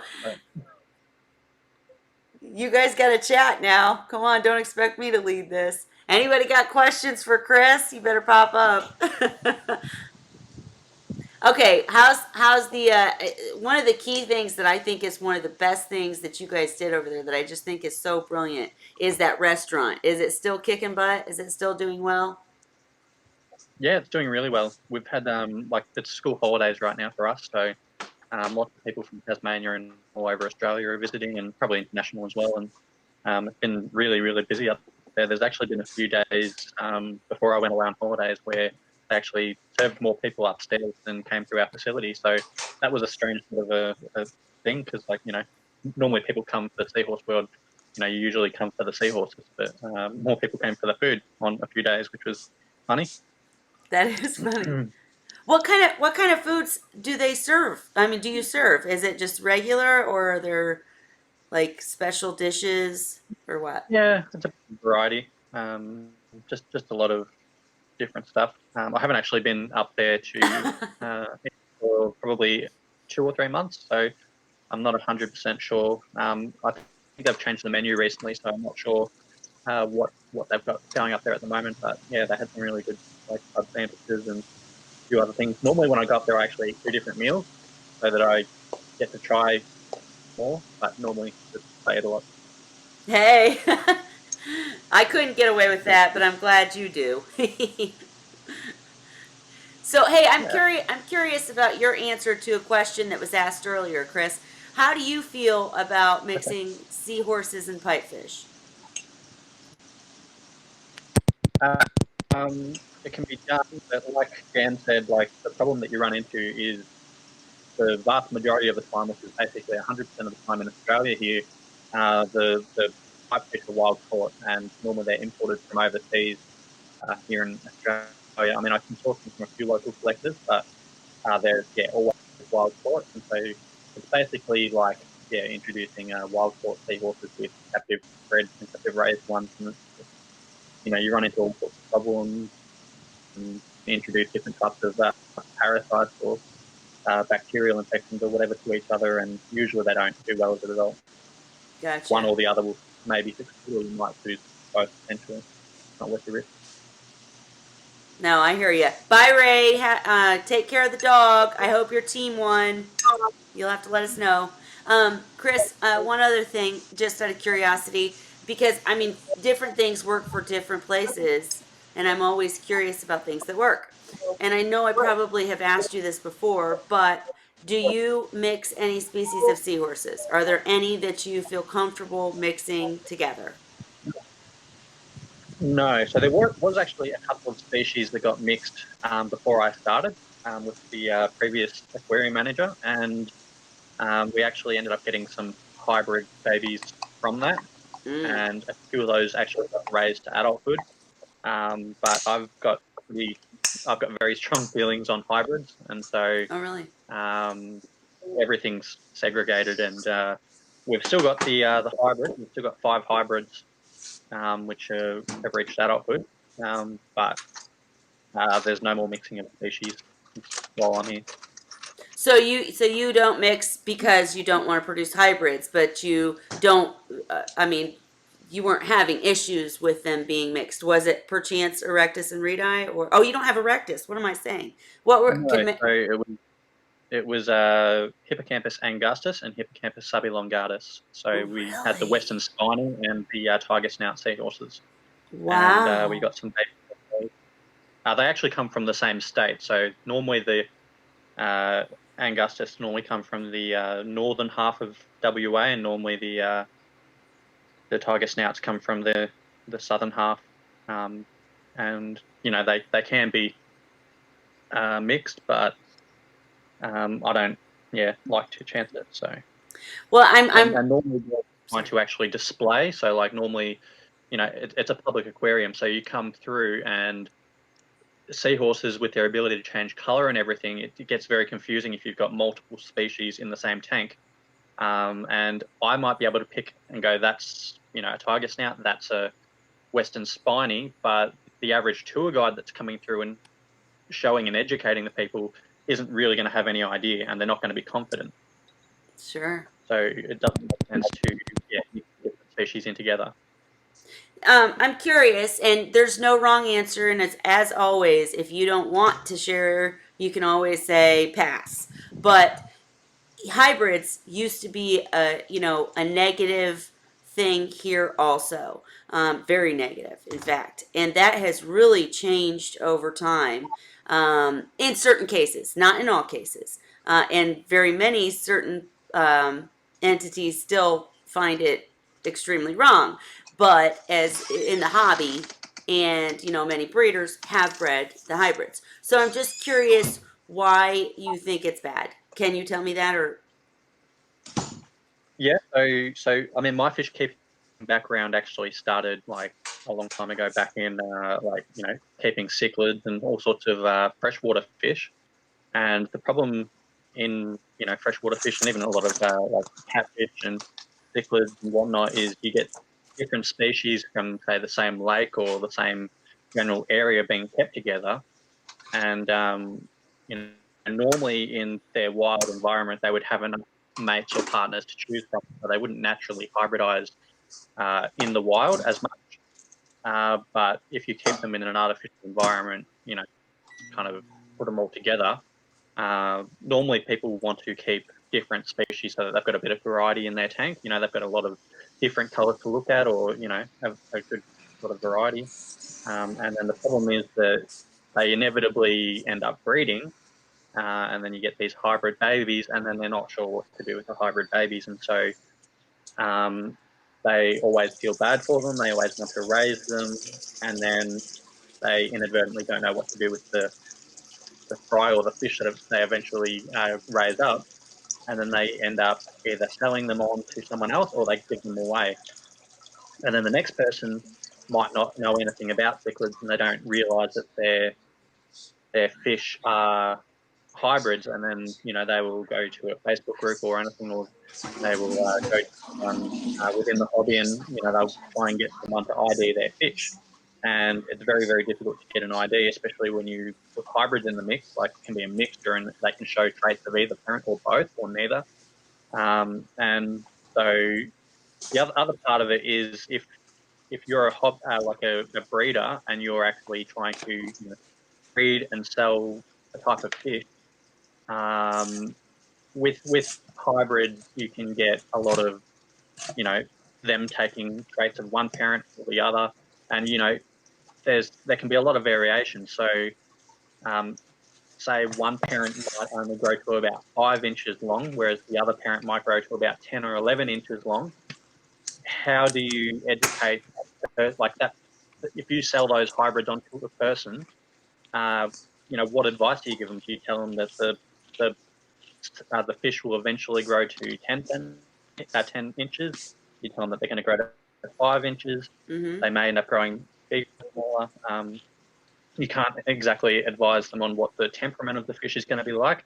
With some cichlids and that, they can be highly aggressive, and even with a mixture of two fairly placid species, you can still get a hybrid, individual born from them that has a much more aggressive nature than either parent. Mm. And so it's very, very difficult to adequately tell them what they will turn out like, especially if you're selling them before they're fully grown. Normally as a breeder, you don't really want to wait till they're fully grown to sell your fish or your horses or whatever. So and just because the different parents can actually have different requirements, so they Right. might have a different temperature tolerance or preference, and so you're keeping them together, you might find that sweet spot where you can keep both fairly adequately. But then, what do you advise for those offspring? Do you advise Right. exactly what you don't know what the tolerance is? You don't know what the nature of the fish will be. You don't know what sort of size they will grow to. You don't know what sort of markings or colours they will show when they're fully adults. There's just so much unknown that goes into it, and I think it's actually it can be very misleading unless you're very upfront with the customer that you're selling them to, or even someone that you're giving them away to. It can be a little bit like false advertising, saying, if you show them a picture of one of the parents, then they're going to assume that they're going to turn out like that. And so, there's just so much that goes into it. Right. No, I don't disagree with you on any of the counts that you made. Actually, it's kind of I interesting do. to me. I know, I'm going to let you talk. I knew you were going to. But I was just going to say for two things real quick and then Dan's floor. But first of all, in the reefing side of the industry, most of our designer clownfish are hybrids, and they used to be taboo and no good, and they had weird stripes and they were all this color or all that whatever, and now it's like you pay more for these designer clownfish that are mixed and matched and made man made. And I do know of a couple of cases where the species they created was more aggressive. So you have a point there for sure. When it comes to seahorses, the second thing is when it comes to seahorses in general, I know that science is, well, they're actually coming around too, but the the last throng, because they absolutely agree with everything you said. Especially like when you're talking about wild seahorses and genetics and diversity and stuff like that, they don't want it mixed. And personally, I think it's because they have a hard time naming all these seahorse species, anyways, because they keep mixing on their own. But I could be wrong. And with that, I'll let Dan give his 2 cents. But I do know, you make some valid points, and it's. Go ahead, Dan. It's different here. Well, I have to acknowledge everything you said is being correct. Um, Having said that, from a marketing standpoint, I can tell you that selling hybrids will sell faster than a pure species because the average hobbyist is looking for something different. Mm-hmm. And, when we mix Reedi and Erectus and get hybrids from those, they sell better than either species on their own. Um, it's also interesting that when we do DNA studies on wild specimens, especially in areas where multiple species overlap, there's hybridization that occurs in the wild. And as far as breeding goes, as a breeder, I'm a purist. I want to breed, you know, Erectus with Erectus, Reedi with Reedi, uh, Barbary with Barbary, Combs with Combs, etc. But when you when you do have a batch of hybrids, our experiments have shown we can't get hybrids to breed with hybrids. We can get the hybrid to breed back to one of the original species, but not to another hybrid. So it has a self-limiting aspect to it, or appears to, from a breeding standpoint. But from a sales standpoint, I can tell you that hybrids sell much faster than a pure species, which to me technically is a wrong way to look at it, but it's reality in the retail world.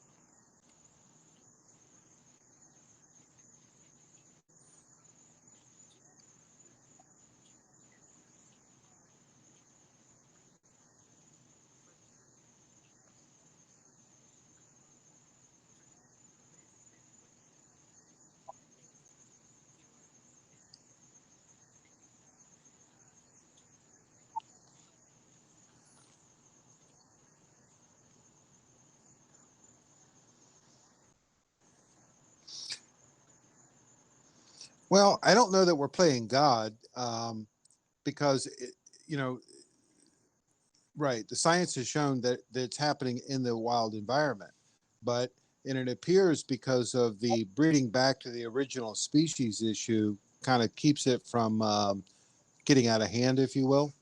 Um, so it was funny because the long the I'll try to keep it short, but what happened was at one point, public aquariums stopped buying from breeders because they were complaining about they were doing the DNA studies on these specimens coming in and finding out they were hybrids. So the aquariums thought the breeders were mixing up the species. Well, they started buying wild caught specimens, and it was around this time that Nancy, she had a pair of Erectus, and she put a Reedi in with the Erectus because of what was going on with the school and um, the breeding environment and everything else. And when she did that, one of them got pregnant. Then it was, and I forgot whether it was a female or a male Reedi. It must have been a male Reedi, and he got pregnant, and obviously without having a female Reedi in her, it had to be the female Erectus. So she had a batch of hybrid fry, and when she called me and told me about it, we made the decision after talking with her and with her professor, Dr. Lynn, that she would keep half, I would take half. We'd both try to raise them and see what happened. Well, we ended up doing that with about 3 different batches, and that started the studies. Meanwhile, her current husband, who at that time was not her husband, um, he was doing all types of DNA research, and I was bringing in Erectus, wild caught Erectus, for different researchers, And when I would bring them in, he would come and take DNA samples from them. And about 30% of the samples that we did came back as hybrids from the wild, where Wow. they had mixed with reed-eye. Now, keep in mind the area that they were the wild caught were taken from was an area where there was both species. So there was an overlapping area, and what we couldn't tell from the DNA studies was how many generations ago was there hybridization. Sure. So, but it was interesting because what happened in the end was the public aquariums found out it wasn't the breeders screwing them up, it was just what happens. That's very interesting. I was going to say, I know Lucy had a situation where people were extremely interested in a seahorse that she um, obtained for scientific purposes, and you know, working for quite a long time, they thought they had discovered a new species, and it ended up being a hybrid. So, and I was actually the one that pointed out the articles that you're talking about. I think that my microphone was off a minute ago. So, guys, if you missed what I just said, I just brought up the fact that we have a lot of designer clowns, and that there have been cases where the designer clown, the mixed We clowns. got that. Okay, you did, but I think I had my microphone off for the audience. But Oh, anyways, sorry. I just brought up the clowns, and I brought up the fact that Nancy did a lot of work, which Dan has gone on to explain. So I don't need to say it again. But sorry if my microphone was off. All right, and Chris, I'm just curious. I again don't disagree with your thoughts, and you're in a situation where you're worried about genetic diversity, and maybe in Australia hybrids aren't acceptable at this point, and so it's still taboo. Do you think that Well, that will that's just change, my. and do you think your opinion will change? Go ahead. I don't think my opinion will change. I think I'm pretty biased, and I'll freely admit that. So that's not a problem. The other thing I was going to say is your hybrids may not be fertile or whatever, but ours are. So Hmm. our hybrids breed like every probably 3 or 4 weeks. We'll actually get a batch of fry out of our hybrids, and so I guess they're closely related enough, or the genetics work in such a way that they're still viable, and they're not sterile or unviable for the babies. Well, that's interesting because um, in our case, our experience is dealing with erectus and with reed-eye, um, which is, we don't have experience doing multiple different species with other different species to go by. We can only go by that particular um, scenario. Um, it makes me wonder because I've seen some other hybrids, not many, but I've seen some other hybrids. For example, um, I saw Barbary crossed with something. I think it was a Combs, and I've seen a couple of other exotics that were crossed that were one-offs that you never saw anything after that. Is it typically true? I know it used to be believed that when you created a hybrid, that it was like inferior. Obviously, in the U.S., we've got hybrids that won't extend the line. And I'm just curious, like, because Chris made a good point. Like, I'm literally picturing breeding Pacific seahorse with, a dwarf, and that would be a dang mess. Obviously, that couldn't even happen. But I'm just saying, how would you even know how to care for that? And I get his point. I also get, the scientific point at the U.S. I get both points, but I'm just curious if typically hybrids are weaker, or like genetically inferior, meaning like they are weaker. I don't know how else to ask it. I can't speak for all hybrids. All I can speak for is the erectus reedi, and they appear to be typical of what you would expect out of a dog that's a mutt. Um, they they could take on the appearance of either species, and they could change the appearance.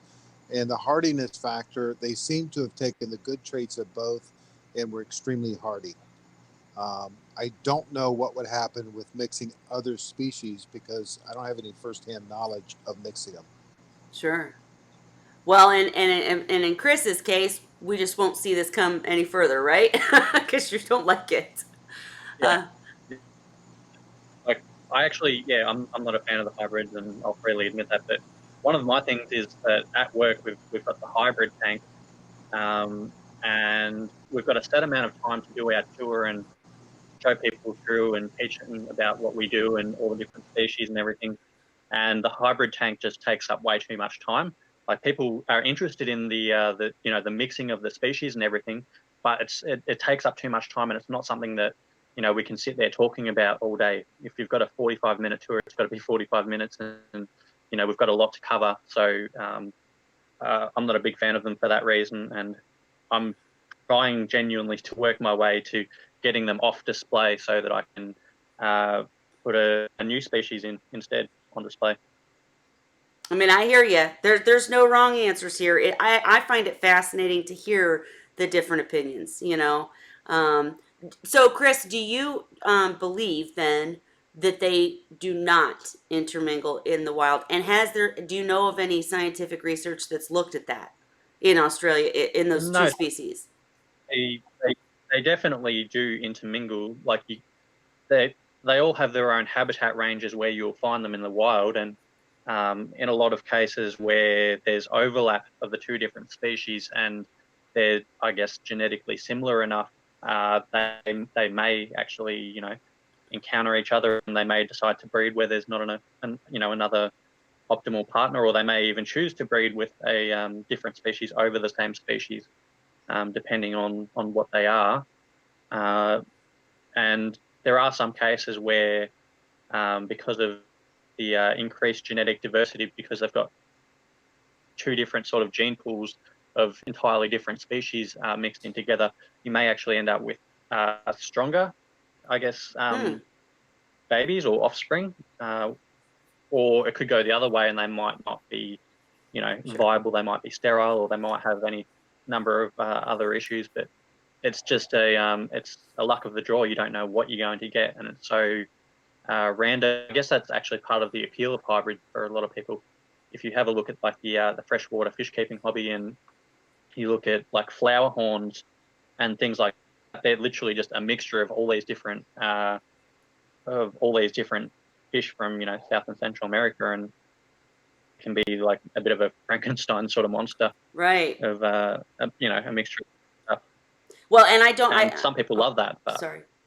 I don't know about flower horns. For something's ringing a bell in my head, but I could be wrong. But I'm just this whole conversation, like as I said, in the U.S., hybrids are a thing.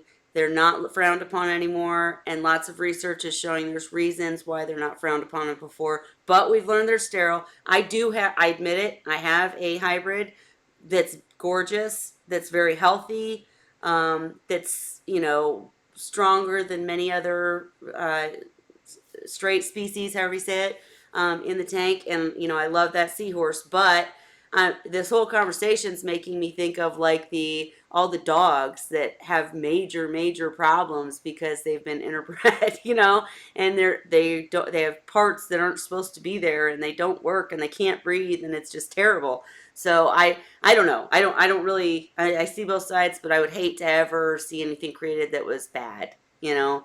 And as I mentioned earlier, there are some clownfish that are downright mean, and they're typically the hybrids. So I don't know, but I mean, I just yeah, my personal standpoint on the hybrids, like I have my own personal bias on them, but the reason why I'm not actually creating any of them at work, like I sure. could mix different species and whatnot, but I'd risk potentially losing some of either or both species when mixing them in together. But even if I was to intentionally breed hybrids, the biggest thing for me is if I raise a batch of hybrids, there's as much work that goes into, say, raising a batch of hybrids with all the live foods and the transitioning and everything as there is in keeping and breeding and raising a genuine species. So for me to raise a, Angustus subilongatus cross, it's just as much work as it is to raise an Angustus or a Subelongatus. And if it's a case where there's not actually really any captive bred of either species available to the hobby, why would I Right. raise, sell a mixture of the two when neither species is, commonly available captive bred? Absolutely, great point. And as I said, I think the microphone was off. One of the projects that Nancy did an article on is, creating the hybrids, breeding the hybrids for sale to China, which is a whole different topic. But in your sense, what you're saying, I get it. I get what you're saying. Um, And the other thing is, yeah, like just when people Dan would deal with it as well. Like if someone calls up with a seahorse problem or whatever, and they're literally not 100% sure which species they have, and that makes it very hard to advise. right. But if you throw hybrids into that mix as well, and if hybrids were way more commonly available here in Australia, that would throw another wrench in the works, like trying to advise on what temperature to keep the tank or uh, stuff like that. It would be just another sort of headache. That's a very valid point because it's already difficult. Dan might disagree because Dan's had a lot more experience, but like when people ask me personally what a species, what seahorse species they have, I have to go to the check sheet. Sometimes I know the basic shape and such, and the spines. I've studied enough on the spines and how many this, that, and the other, but I have to go to my cheat sheet, and if that seahorse isn't on there, I'd be in trouble. So, Dan, what were you going to say? No, I wasn't going to say anything, but when it comes to identifying species, the only sure way to do it is with DNA, Right. because even when looking at, I've seen the experts be dead wrong in identifying, a species, just by using the quote unquote spines, etc. Sure. Um, the the hybridization of the erectus and aridi is we already those two are so similar that there's no real difference whether you're treating an erectus aridi or a hybrid of the two. Um, when you start getting into other species, I don't have any firsthand experience with Angustus and Subelongatus, so I can't, attest to what would be, different if you hybridize those two. Um, for the most part, I don't see a big issue in terms of dealing with the care for hybrids. Um, but I'll also say that as a breeder, I'm pretty much a purist in that, for a long, long time, I was against doing any type of hybrids. And in fact, the first set of hybrids that I got from a local commercial company. And when I found out they were hybrids, I didn't want anything to do with them. And my daughter took them and raised them. When I say raised them, she had 11 that she raised out of the batch. And when I sold them basically on the sly. I had a couple of really good customers that was looking for something different, told them what I had, and they bought them. I never advertised them. So it took me a long time to come around, but since I've dealt with them and sold them and had people who've taken care of them, I'm not, at least with the Erectus reedi mix, I'm not opposed to doing that. Gotcha. Well, I mean, everyone's entitled to an opinion, and I think Australia is just also in a different place as far as, I Well, mean, the well, species are extremely important. They're not even available. You know what I mean? Like if we were talking about endangered species, or not even endangered, but unavailable, then it's a different world. It's a different set of problems with yeah, each place. And sure. to Chris's point, I understand what he's saying in terms of showing them and displaying them and answering questions. If I was doing a tour, that's not something I'd want to deal with. Um, it's bad enough with the other questions you have to deal with than to deal with that issue of, elongating out the questions that you got to answer. But I will say this, the coolest hybridization I saw was with a Rottweiler and a Chihuahua.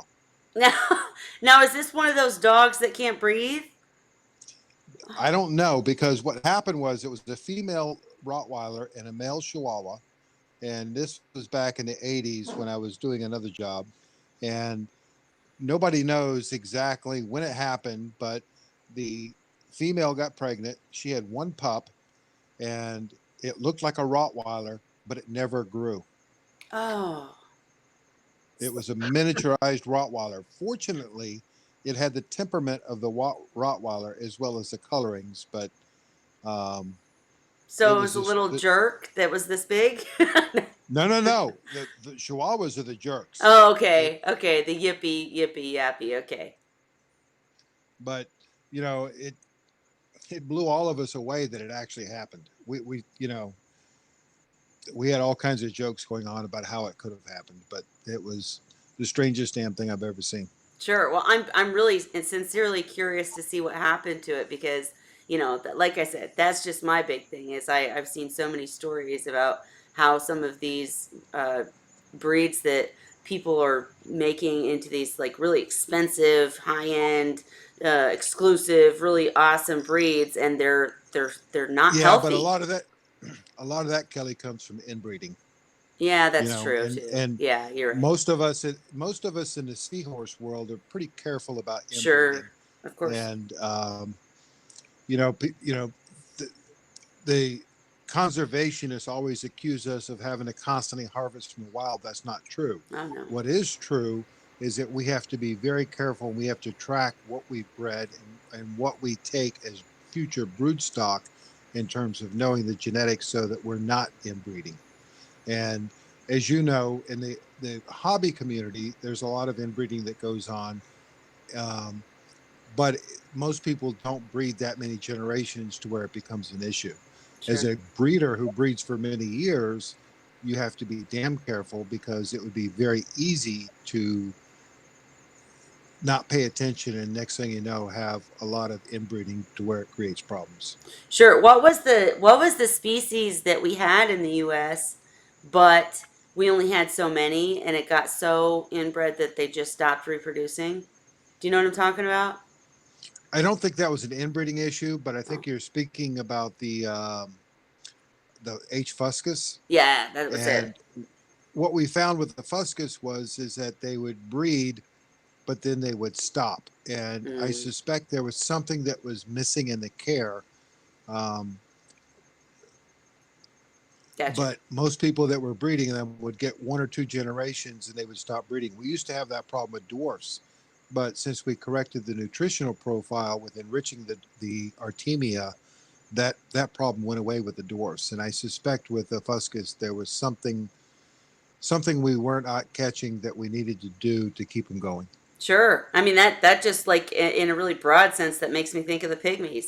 I personally hope they never find their way to the hobby because they're so fragile and need certain things. But yeah, like I just remember all the articles about how they certain ones have to be on this gorgonian or certain ones have to have this food or whatever. So yeah, I get it. And I mean, honestly, that kind of goes back to Chris's point that with again with erectus and redi, we know what's going on. They've been done enough that we get it, and they're so similar.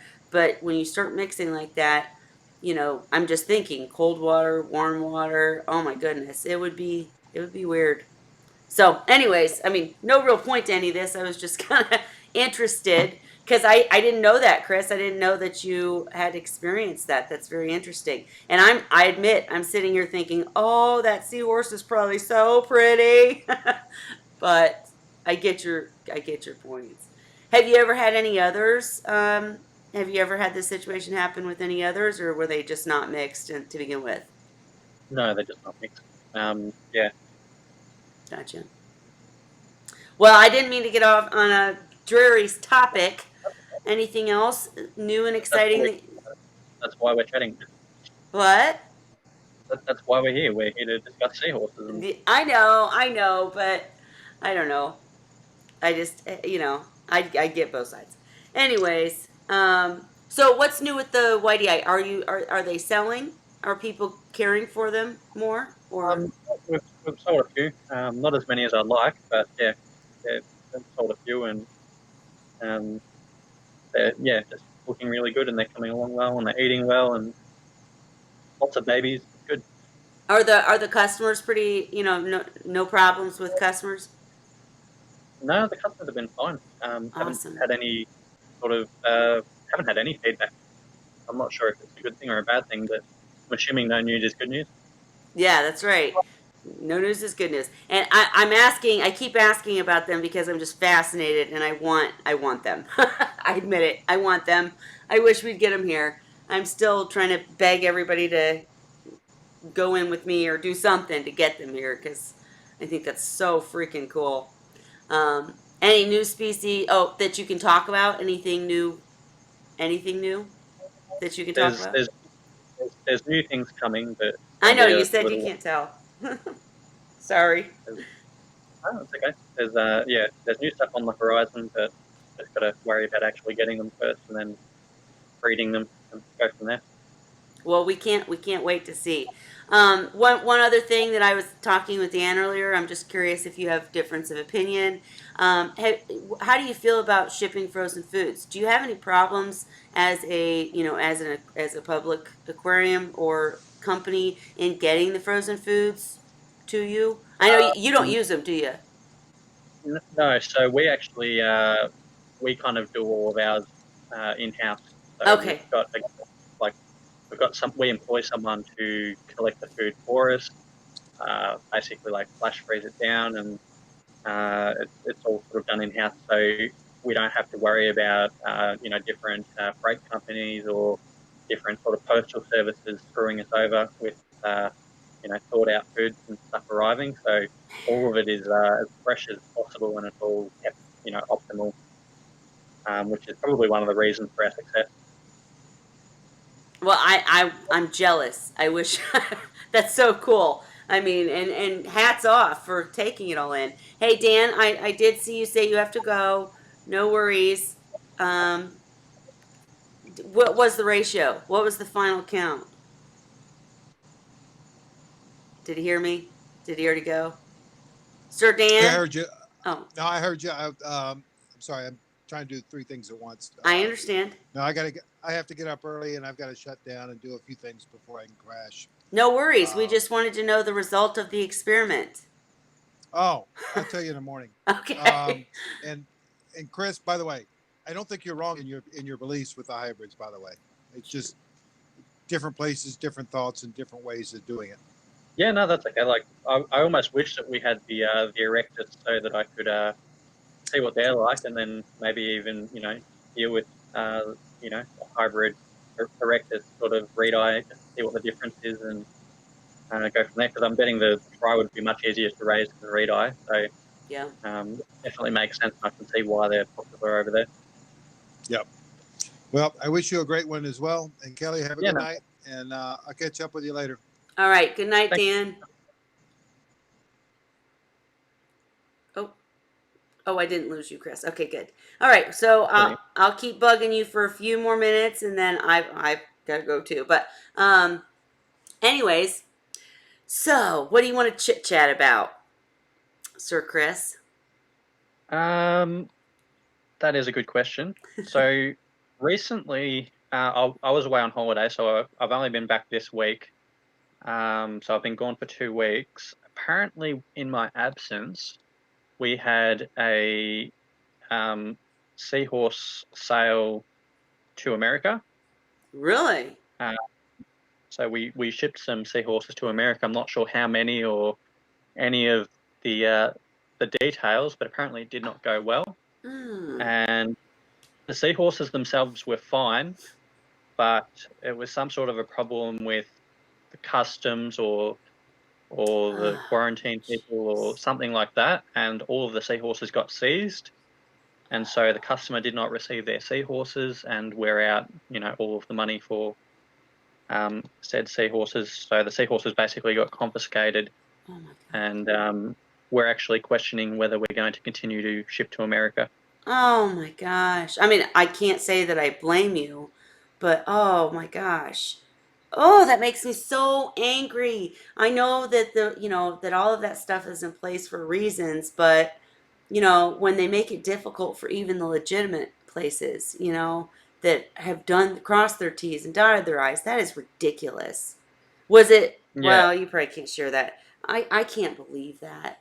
I'm so yeah. Well, sorry. I'm not 100% sure what the exact situation was, but I've been told that they've cited CITES as the reason behind why they've seized the seahorses, but it wasn't actually CITES. It was down to like packing specifications, and um, it was nothing to do with CITES. And yeah, it's just an unfortunate situation. So we've tried to fight it, but we haven't really got a leg to stand on. Like, they've got the seahorses, they've confiscated them, and there's not much we can actually realistically do about it.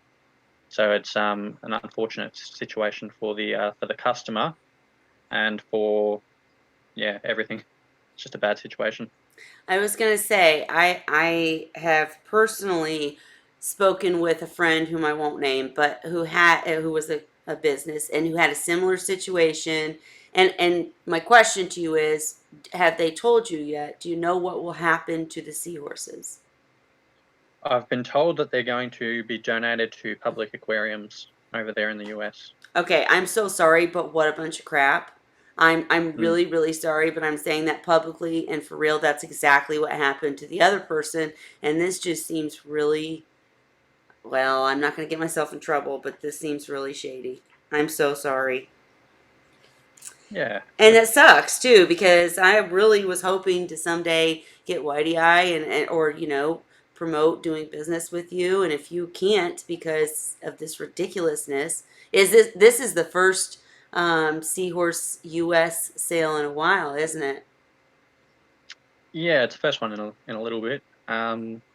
Yeah, we did have a similar kind of instance happen. It was probably like, I don't know, a long time ago. Like, I think it was more than 10 years ago or something. But we had a similar sort of thing where we got a shipment confiscated, and um, that sort of blew up and it made big news, and it went to the Australian Parliament, and it was a really big thing.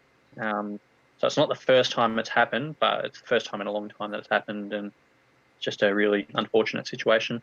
No kidding. Uh, yeah, Especially, so it especially because, like, on a personal level, I already know that anything that had Rochelle's hand anywhere in it was right. I just know. I don't have any doubt in my mind. So, I don't know. yeah, But go you know, on.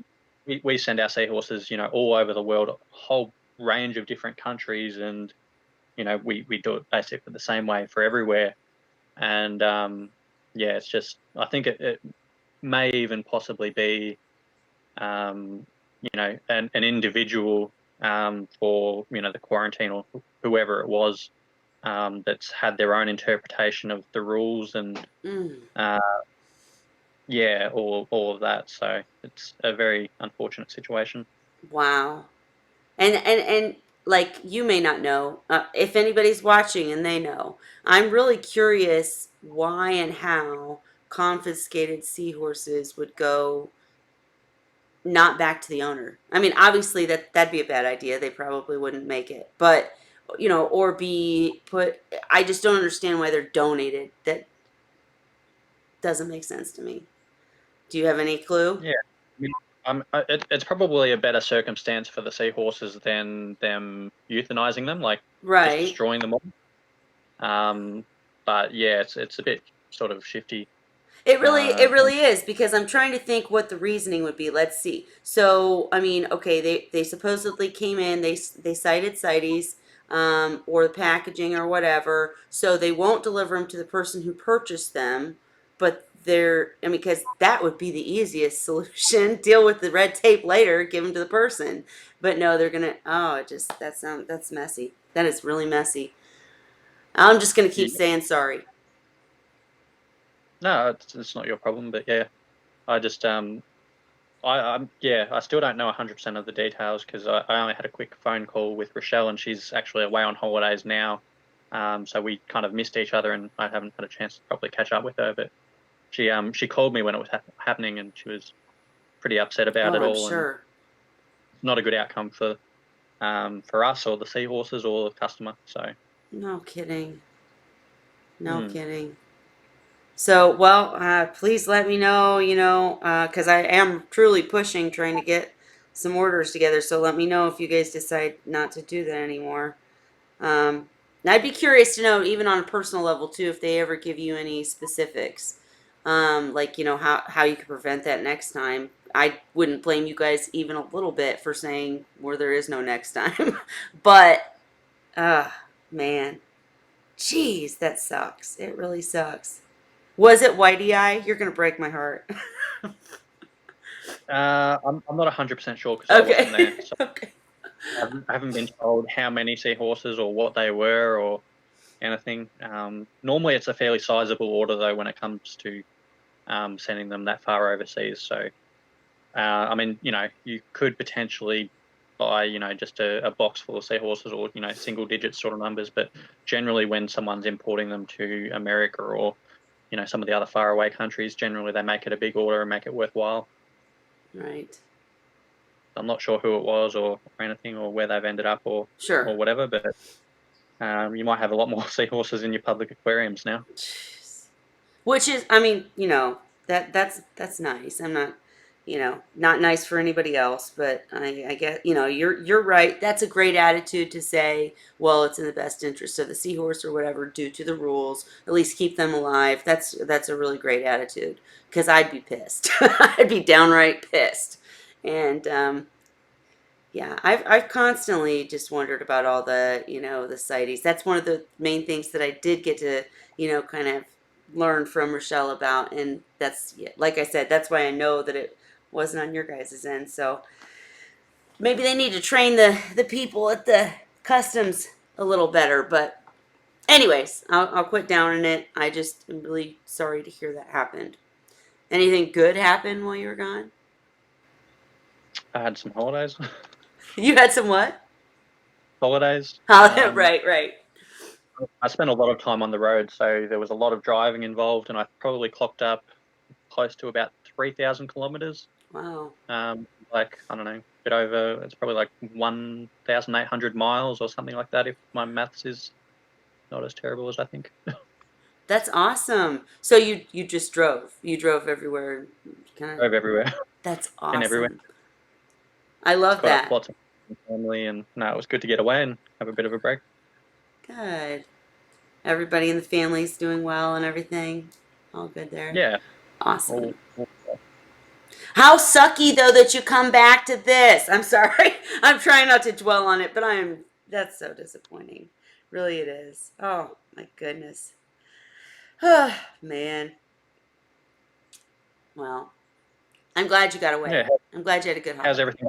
Your tanks and all your seahorses and that? I have done a bit of downsizing and I'm experimenting. You gotta know, anyone watching this or anyone who watches this later, you have to understand that I've had the seahorses that I have for quite like years. Some of them I've bred, but there's no new seahorses here, and I'm pretty familiar with the seahorses that I have. Anyhow, to answer you, Chris, I had to do a little bit of downsizing, just space reasons. And so, and I did have, a couple of really big tanks set up for breeding purposes. And since I've stalled on that a little bit, um, well, altogether stalled on that, I could use them for the adults, to make more room and etc.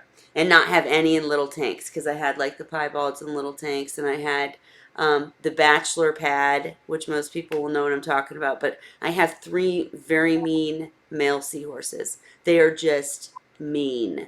And so I've always kept them separate, like not just flirting mean or, typical seahorse jerk face behavior, but I mean like going after and stressing the heck out of other seahorses, just nicking them, and they're just mean. And so I put them together and they all stay on their separate corners. They're all afraid of each other. So, anyways, but I mixed them in. So I'm seeing Okay. how that goes. It's been long enough, and they're the new guys to the tank. So I'm hoping. What do you do when you have mean seahorses? Do you have any? Usually we might get a few that are a little bit Aggressive.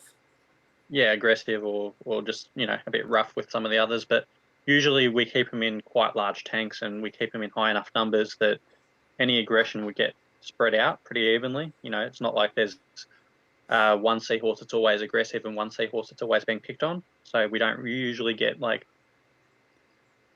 individuals that are getting stressed out too much to the point where it causes illness or any sorts of issues. Right. That big tank thing, it matters and it helps for sure. Can't I agree. Well, Definitely.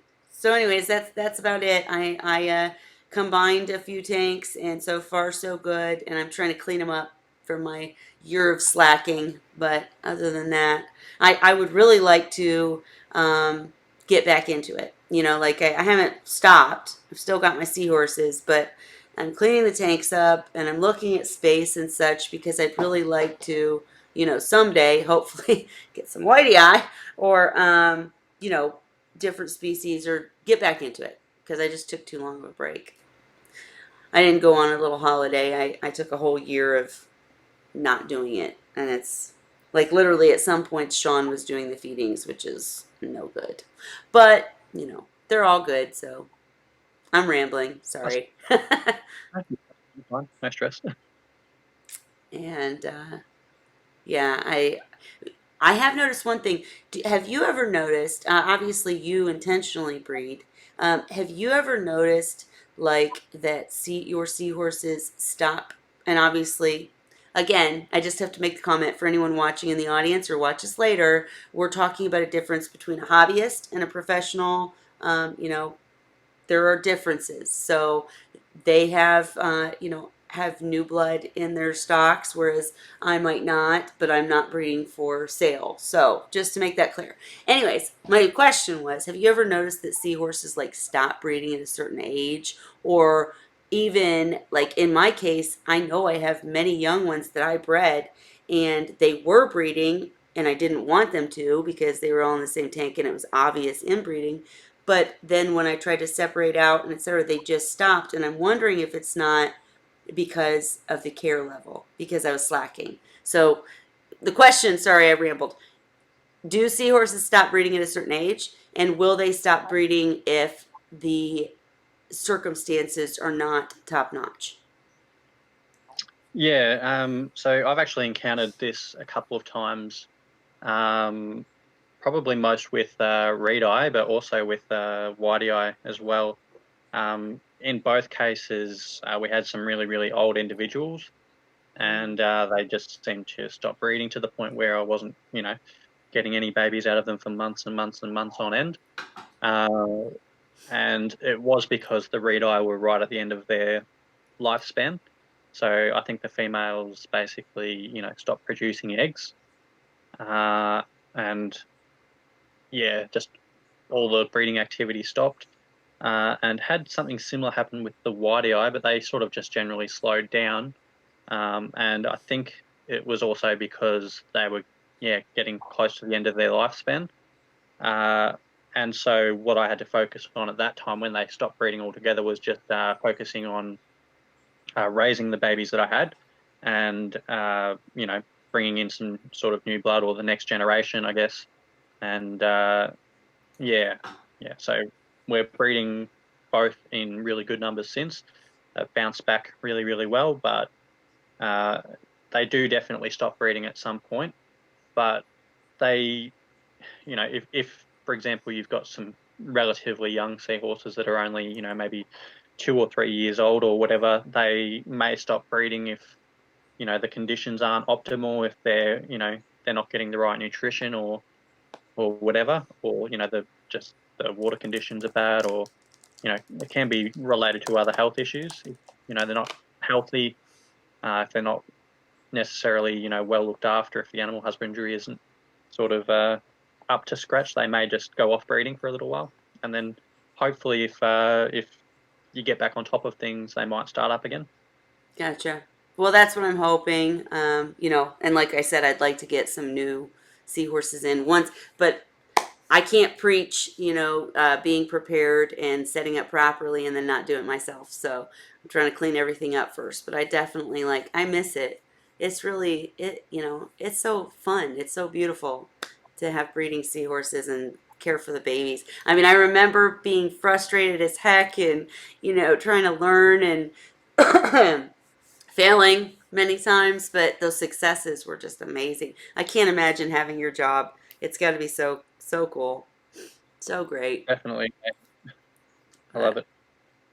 Gotcha. And I got bashed for not being about alcohol, and I showed my wine. All right. So, and Chris is at work, so we won't be tempting him to drink. No, no, no. Yeah, I can't have a few and then go back into work. It's probably not ideal. Probably not. And then he'd be like, "Yeah, well, Kelly told me to." No, gosh, that'd be terrible. I'm So, just imagining someone at work watching this and then they're like, Chris, were you drunk on your lunch break? Maybe. he's not, guys. He's really not. I promise. But, anyways.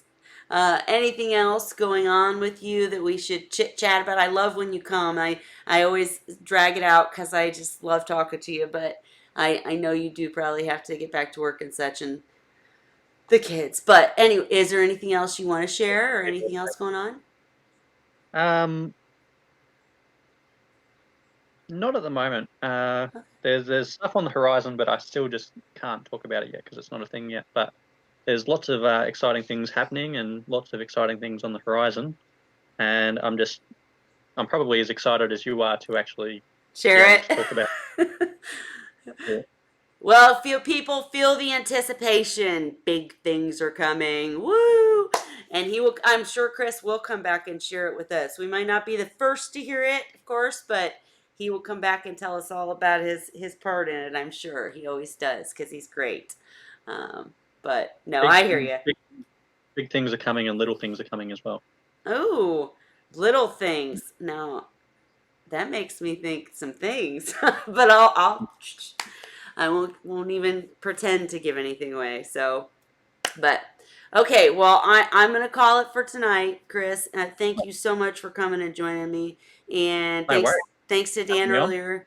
What'd you say? Thanks for having me on. Of course. All right. Well, I'm gonna let you say bye first because I always cut you off. So say bye. Okay, no worries. Have a good one, everyone. All Take right. care. Again, I'll thanks see for you next. coming. Yes, you will. See us next time. All right, guys. Cheers. See you next Wednesday. Bye. Bye.